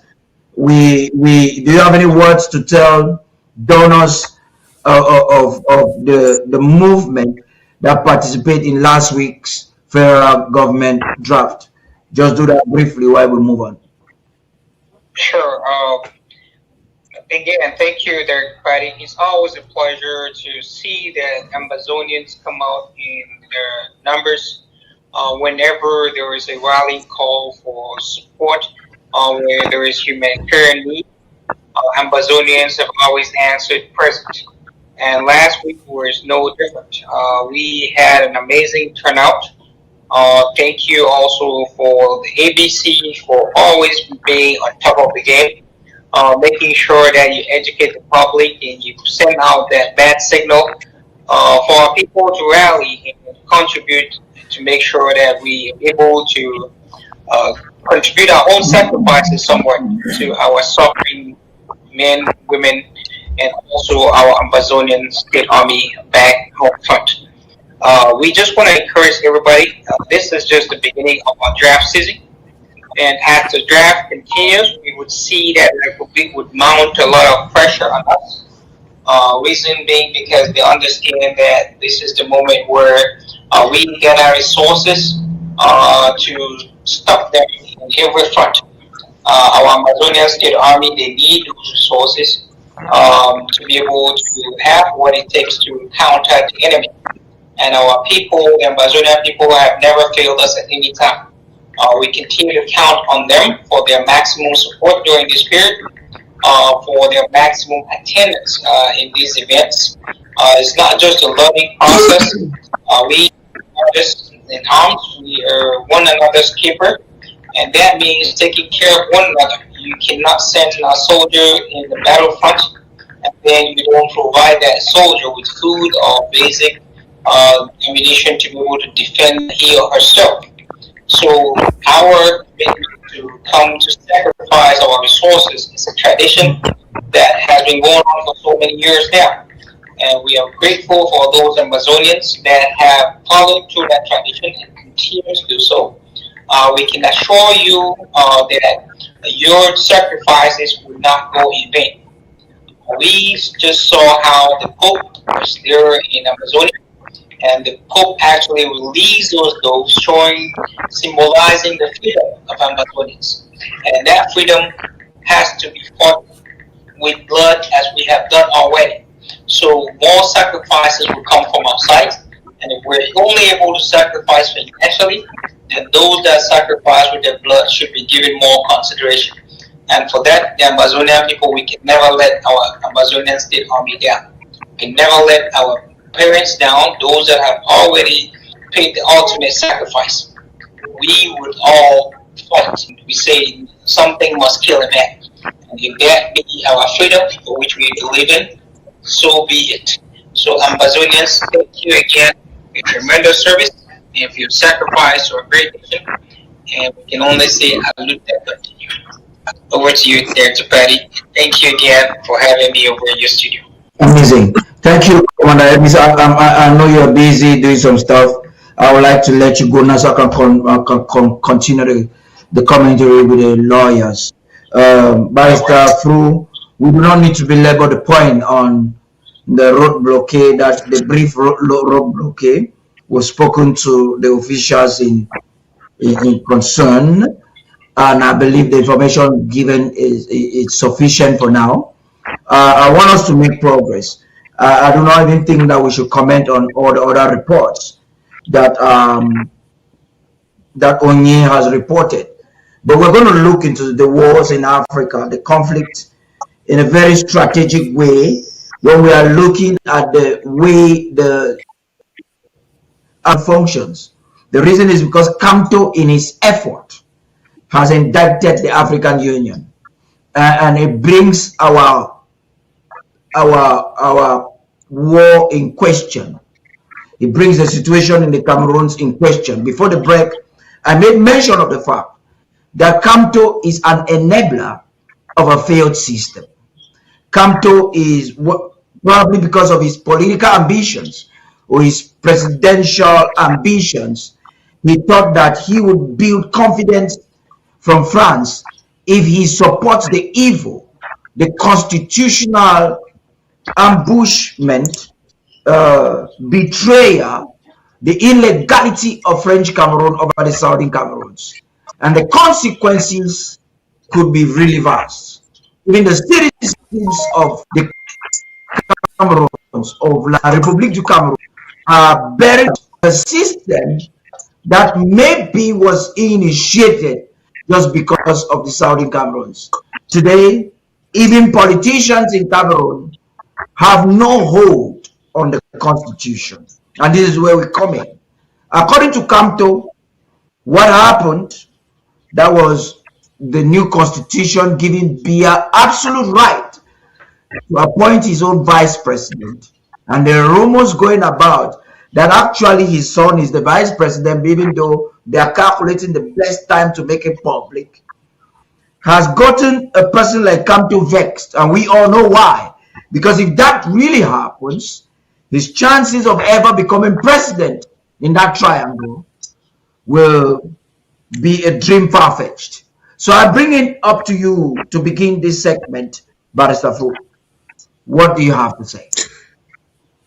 Yes, Paddy, before I go into that analysis, I want to congratulate the Ambazonia State Army for always protecting the interests of the Southern Cameroons. In fact, they will not allow La Republic to bring any kind of equipment into our territory because La Republic is building a B center in Batibo. The ASA would not allow it happen. I congratulate them for a job well done. Now, Paddy, Maurice Kamto, professor, is a La Republic intellectual. Nobody can take that away from him. But he's a very terrible politician. He makes statements even to his own interest. But what he has done now is it's a very good pointer. It's a very good thing he has done. Putting the AU into the constitutional fight in La République du Cameroun. The AU is no different from La République du Cameroun. They are French stooges. They don't have the means to do anything, but Kamto has put them on the run. He is citing their own very law that they passed for democracy. And if you read it very carefully, you will see that he has pointed the constitutional violations that they have operated to make the post of vice president. First, he got parliament, which was a moribund parliament, which mandate had finished, and he renewed their mandate for the second time in 2026 and got them to pass a law giving him all the powers to appoint the vice president. But one thing that I don't like about Kamto is that he selects when to intervene legally. In 2008, Biya operated another coup d'etat on the constitution of La République du Cameroon by cancelling the terms of office of the president and making himself a life president. I didn't see Kamto take that to anywhere. That was becoming a monarch. He didn't take it to anywhere. Now he's taking it because his interest is at heart. Well, it will go into the annal of history as a very good case file against a constitutional violation. But it will take him nowhere. Kamto is not a friend of the Southern Cameroons and Ambazonia. He has treated our people in Canada as racks, drove them that if they come in with white and blue, they will not be received. He has made a lot of declarations against us. He says that we cannot eat our cake and have it, because at the time that the resolution 16 was violated, we slept on our rights. We did nothing. You know, but he forgets that there was a de facto union which La Republic walked away by the very text of 1984, going back to La Republique du Cameroon as it then was, and leaving us in limbo. He doesn't see that. He has not said anything about that. That's what I call intellectual dishonesty. But by and large, Kamto is an intellectual. You cannot take that away from him. He's a good lawyer, a seasoned lawyer, a seasoned law professor, and he is a very, very poor politician, because all the things that have happened to him, by and large, are his own doing. That is all I can say about that.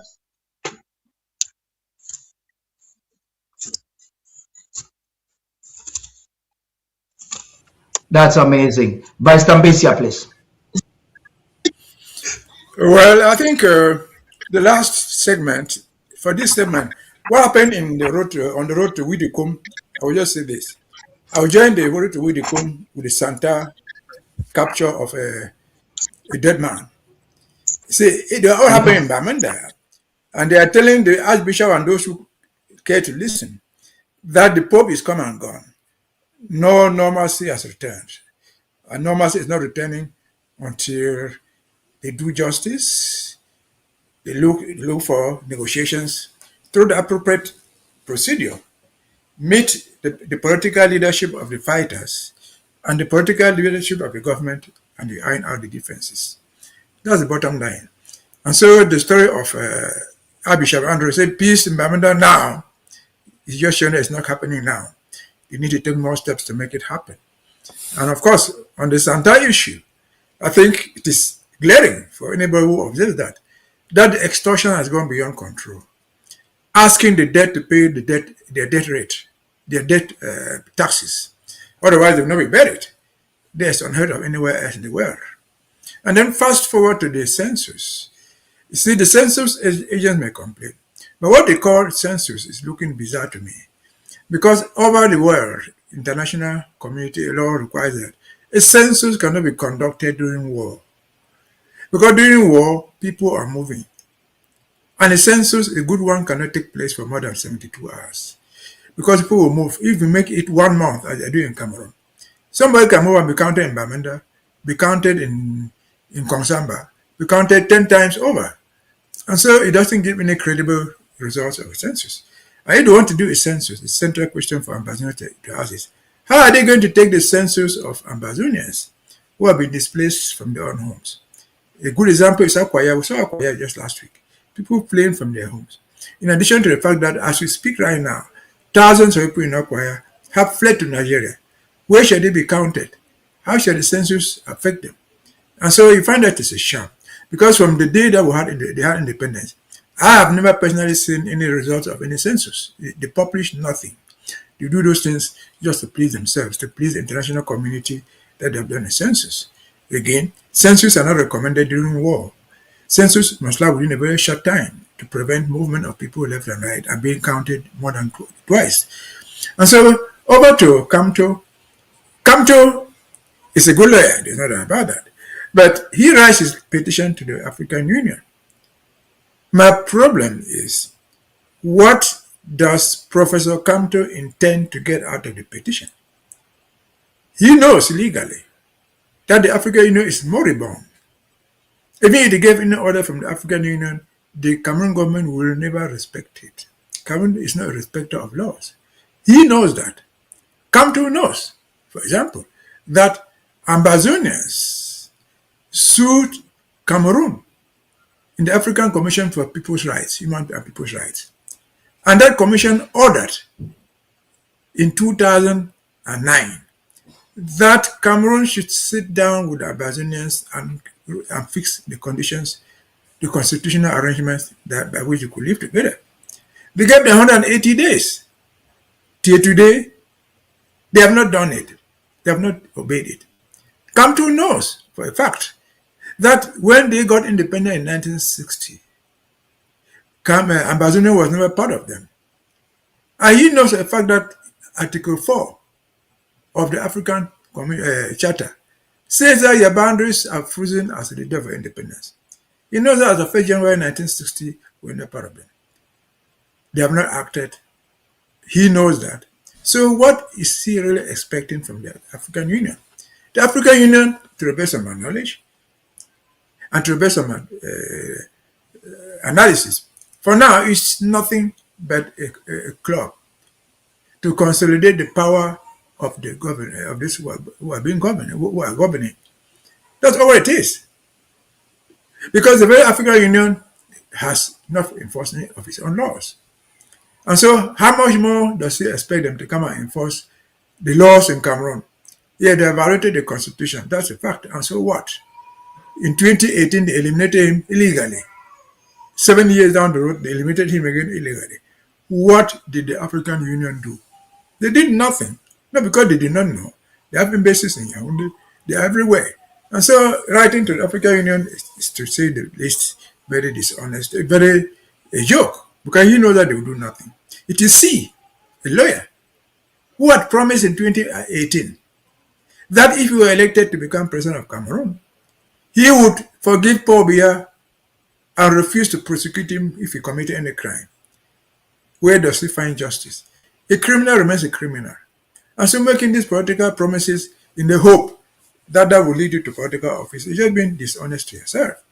So Kamto knows all this. He is the one who defended Cameroon at The Hague with the case over Bakassi.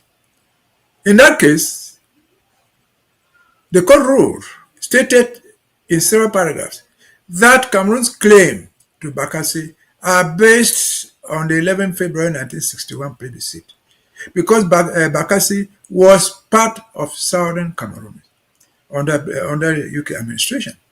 Bakassi is Ambazonia. And so today he says, we are done. We have made our history by capturing these people, assimilating them, whether they like it or not. Then I don't see what he expects to get out of the African Union. He says that in the face of the African Union, in violation of all these laws. It goes to what I said earlier. Anybody, anything Cameroon is manifestly illegal.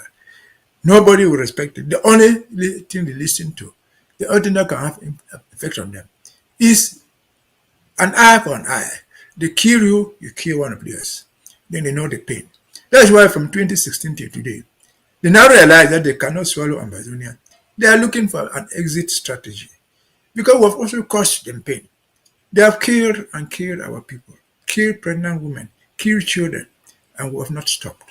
And so these people are not people that are going to make a legal complaint against them in any court, because they will never respect it. They don't respect those things. Kamto knows this very, very well.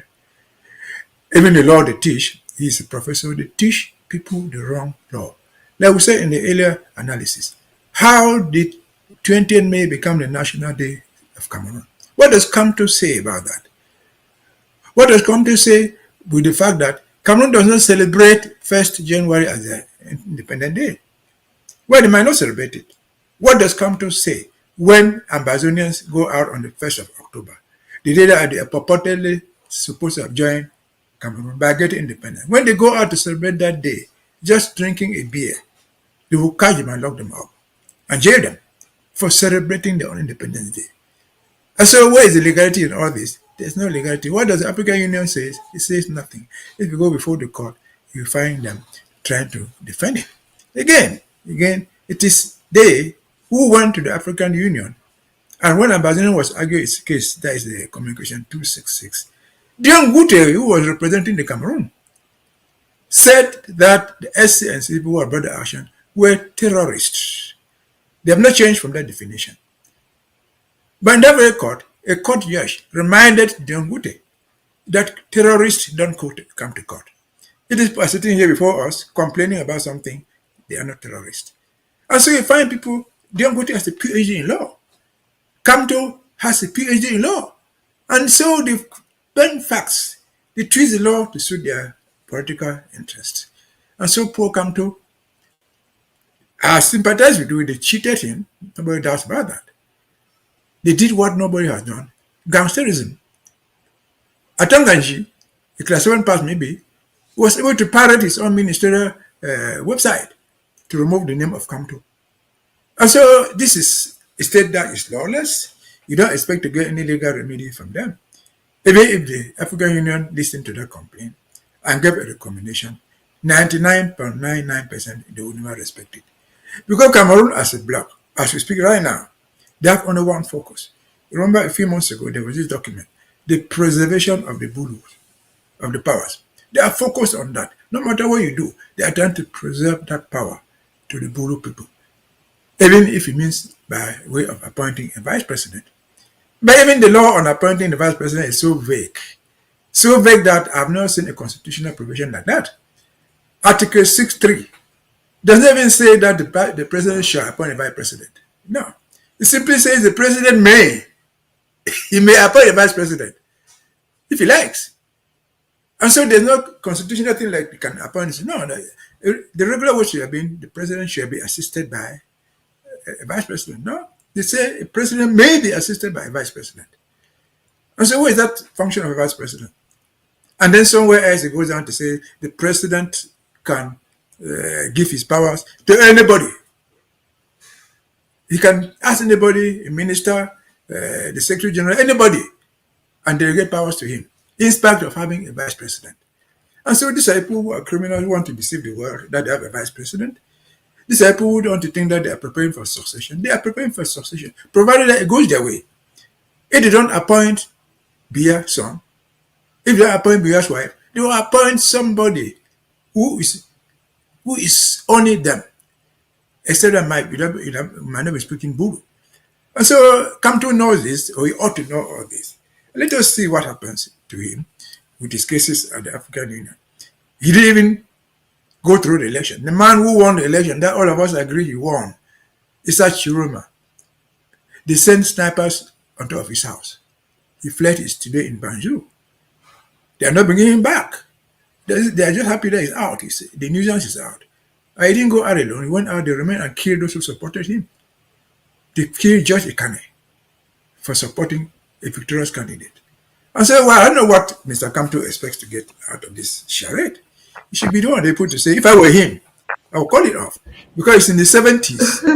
By the time that the next mandate comes up, 2035, he will be in his 80s. He would ordinarily He'll be close to 80. Yes, he'll be out of the race if he's an honest man. And so, let him give it a quit. If I were him, I would become an activist to sell all these wrongs that have been done to me through a different way. Or a godfather trying to raise new people. Going through the courts is not going to do anything, because to go through the court means that you are suing somebody who will respect the judgment. If a judgment has no meaning to somebody, it is stupid to go to court. Over to you. Actually, by Fru, you wanted to make a No, Paddy, let me say something. I think that's why I say you should go ahead. Yes, I want to say this. La République de Cameroon has realized that the Federal Republic of Ambazonia is not part of its territory. We will not allow any census on the people of the southern Cameroon conducted by La République de Cameroon. Therefore, barristers talking about making census in war. The war is not in La République de Cameroon. They can count their people. That has nothing to do with us. That's all I wanted to say. Amazing. Thank you all very much, gentlemen, for Paddy, for this. Paddy, I think you are trying to close. Yes. To the end? Yeah, Yes. right. Yeah, before we go to the end, there's something I think we should have addressed. No, well, not addressed, but it is a short story.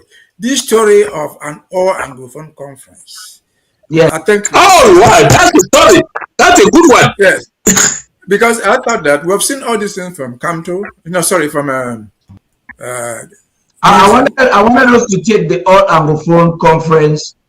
I wanted us to take the all Anglophone conference to next week, because I want to see if Nsoh is going to join us. I'm going to contact him. Okay. Yeah. All right. I want to see if Nsoh can join us, so that let's have a fun communication with him from the discussion. And if he can join us, we'll take it. You have to clear that. You have to clear that with the Secretary of State for Communication and the President, so that the electoral policy should be respected. All right. That's not a problem with our editorial to have him on board. He is not coming to take the position of the government. He's coming to He's coming for us to challenge. We cannot be afraid to have open conversations with people. He's coming. No, I'm not saying that. I'm not saying that. I'm not saying that. I'm just saying that we should play. Give their opinion. We can have a reasonable conversation. So I don't think there's a problem with that.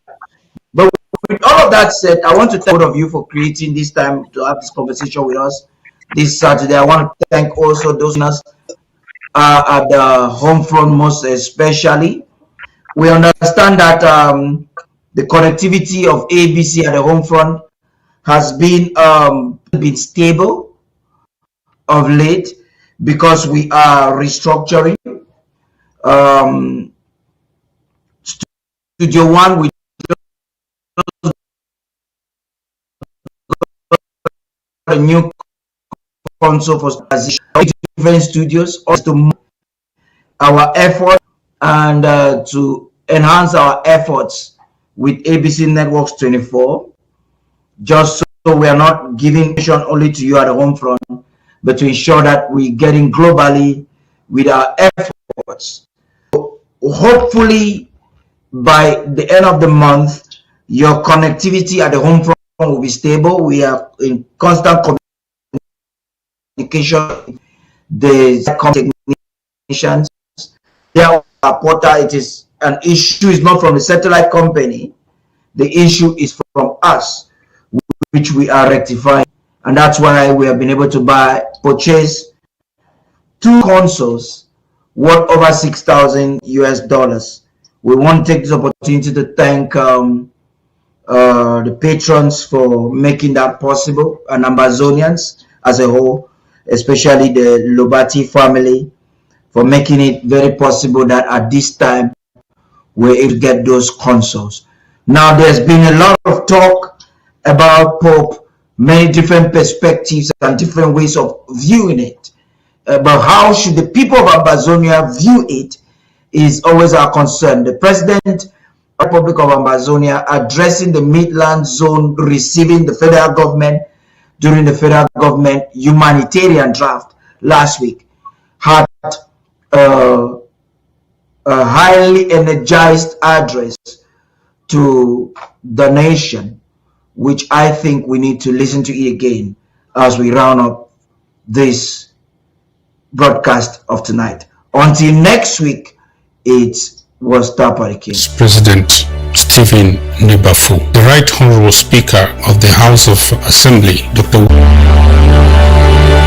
Mr. Vice President Stephen Nebafu, the Right Honorable Speaker of the House of Assembly, Dr. Winnie Lobati, the Chairman of the Ethics Commission, Dr. Tom Ndula, the Chairman of the Judicial Council, Barrister Fru John Nsoh, our valiant community volunteers defending our people and families, Ambazonia State Armed Forces of the Midland Zone, all commission secretaries, all members of government, all members of the House of Assembly, the county chairs of the Midland Zone, the county chair and coordinator of Mezam County, Chairman Marcellus Atanga, the coordinator of Momo County, Chairman Samuel Mbuta, the coordinator of Manu County, Chairman Willie, the coordinator of Libialem County, Chairman Valerie, all local government executives here present, friends of the Ambazonian people, distinguished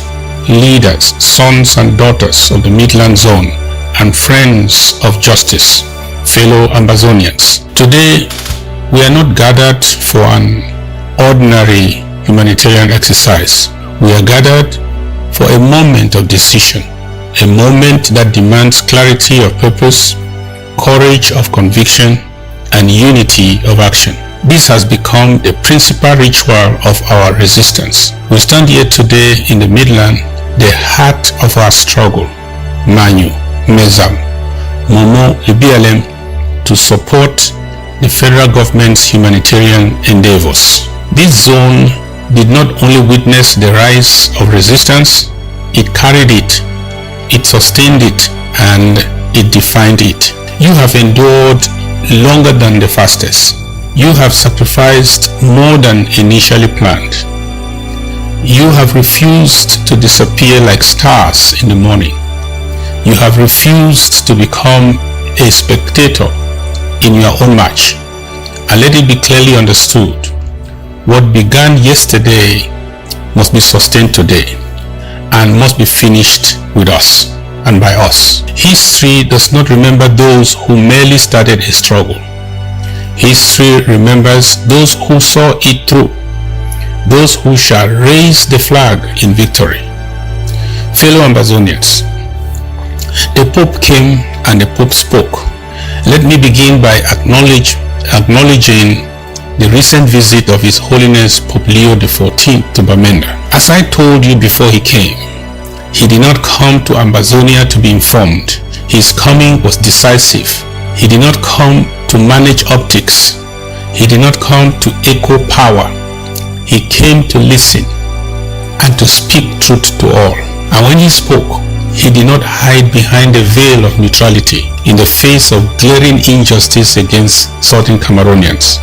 No need to emphasize that some corrupt political bishops of the Catholic Church were disappointed or may have been disappointed, because he said peace cannot be built on silence in the face of injustice. He said, where there is no justice, there can be no lasting peace.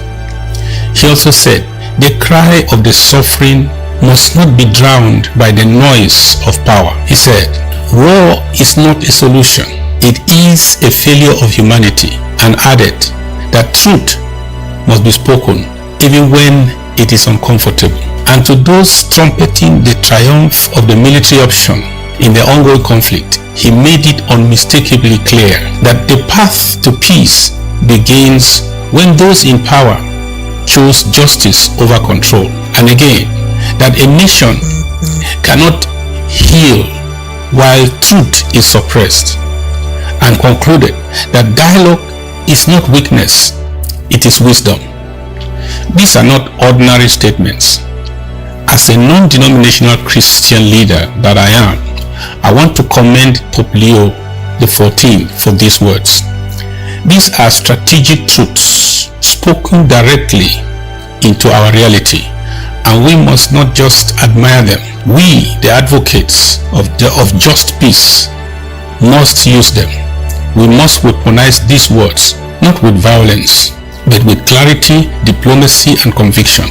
We must carry them into every conversation, every platform, every engagement, so that those who think we are crazy or we are the problem should listen and understand, because for the first time in a long time, a leading global moral authority has spoken in a language that reflects our reality, our narrative, and our position. My dear country people, let me expose the failed strategy of distortion. While the Pope came to speak the truth, our own corrupt or cowardly actors chose to stage performance. Some stood before the Pope and chose only to narrate their own suffering, carefully avoiding the root cause of that suffering. This is not accidental. It is not naivety. It is strategy. They were asked to cry the loudest against Ambazonians. They were asked to distort the narrative and shift the blame. Their goal was threefold. 1. To erase the political nature of this conflict. 2. To reduce a people's legitimate struggle to mere criminality. And 3. To deny the world the moral interests required for a political solution. But truth does not disappear because it is denied. We did not start this conflict. We did not choose war. What I hear is, if the world agrees that it was wrong for Biya to declare war on the Southern Cameroons, then how can we say in the same breath that it is wrong for the Southern Cameroons to defend themselves? That's the logic of cowardice. And this Pope is none of that. He is not of that species. This war was imposed on us, and resistance became an obvious necessity. Dear diplomatic community, you have heard from the Pope, Pope Leo XIV. Let us speak plainly now. More than 50,000 lives lost in the Southern Cameroons.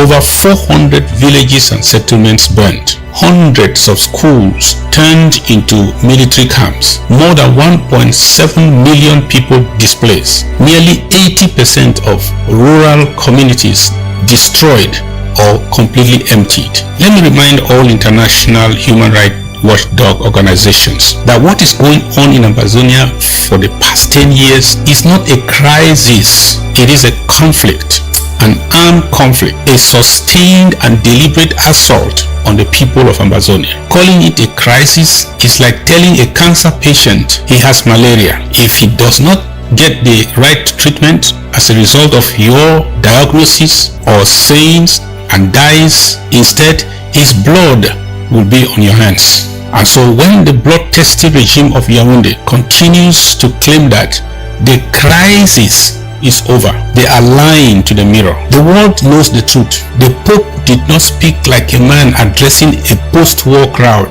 He spoke of justice, of truth, and suppressed sufferings. Let the sleeping United Nations learn a lesson. You can still tell the truth, even if you cannot help a situation. Dear comrades, what should be our response today? At this juncture, it should be responsibility, not fatigue. This federal humanitarian draft is more than a financial exercise. It is our declaration that we are still here until the bell rings, that we will not abandon our people, that we will not normalize injustice, that no matter what they throw at us, we are going nowhere. Ambazonia is free. Humanitarian support in this context is not charity, it is responsibility. It is a duty of a people to care for their own, especially when systems have failed and external actors hesitate. We cannot allow the bad actors to prevail just because we stopped resisting or we did nothing. No excuse is strong enough to justify inaction. If help is not coming fast enough, then you and I must become the help. Mama Ambazonia should keep on pushing until help arrives. And in today's world, distance is no longer a barrier.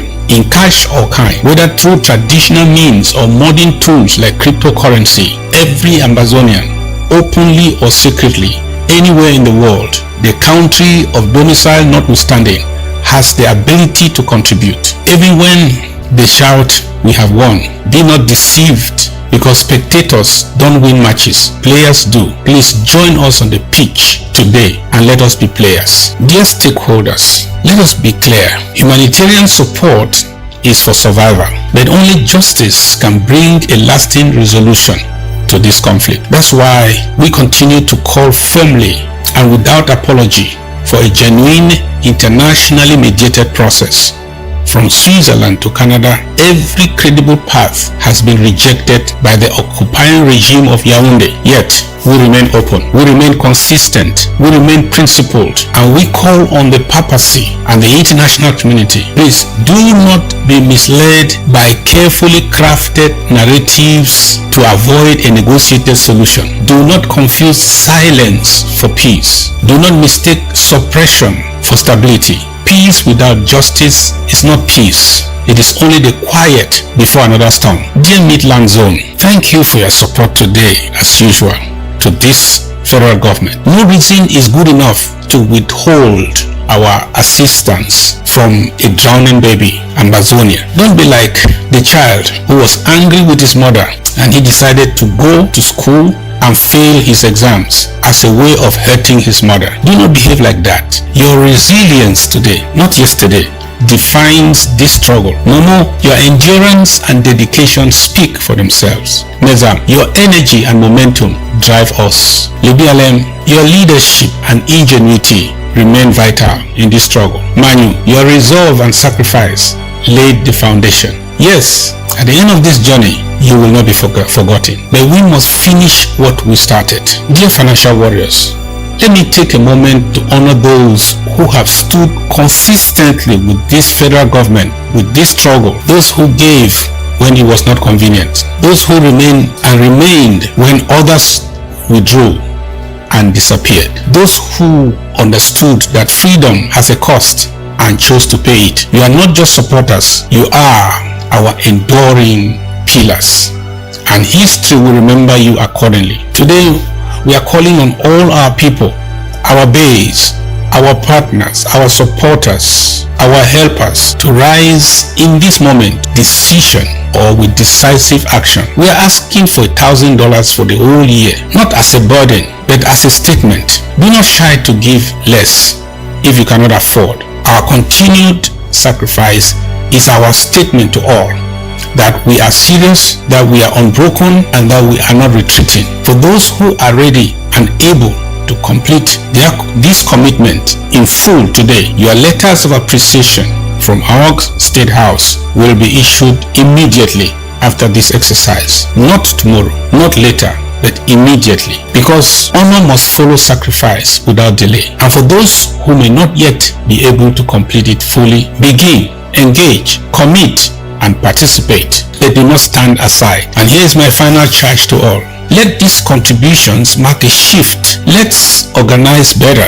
Let's communicate stronger. Let's support our people more effectively. Let's defend our narrative more aggressively, because our time is now, and we will pursue justice more strategically.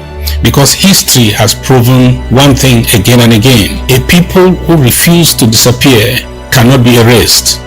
May God strengthen our hands and guide our path and unite our purpose. Viva the Federal Republic of Ambazonia. Thank you for coming. Thank you more for making your sacrifice.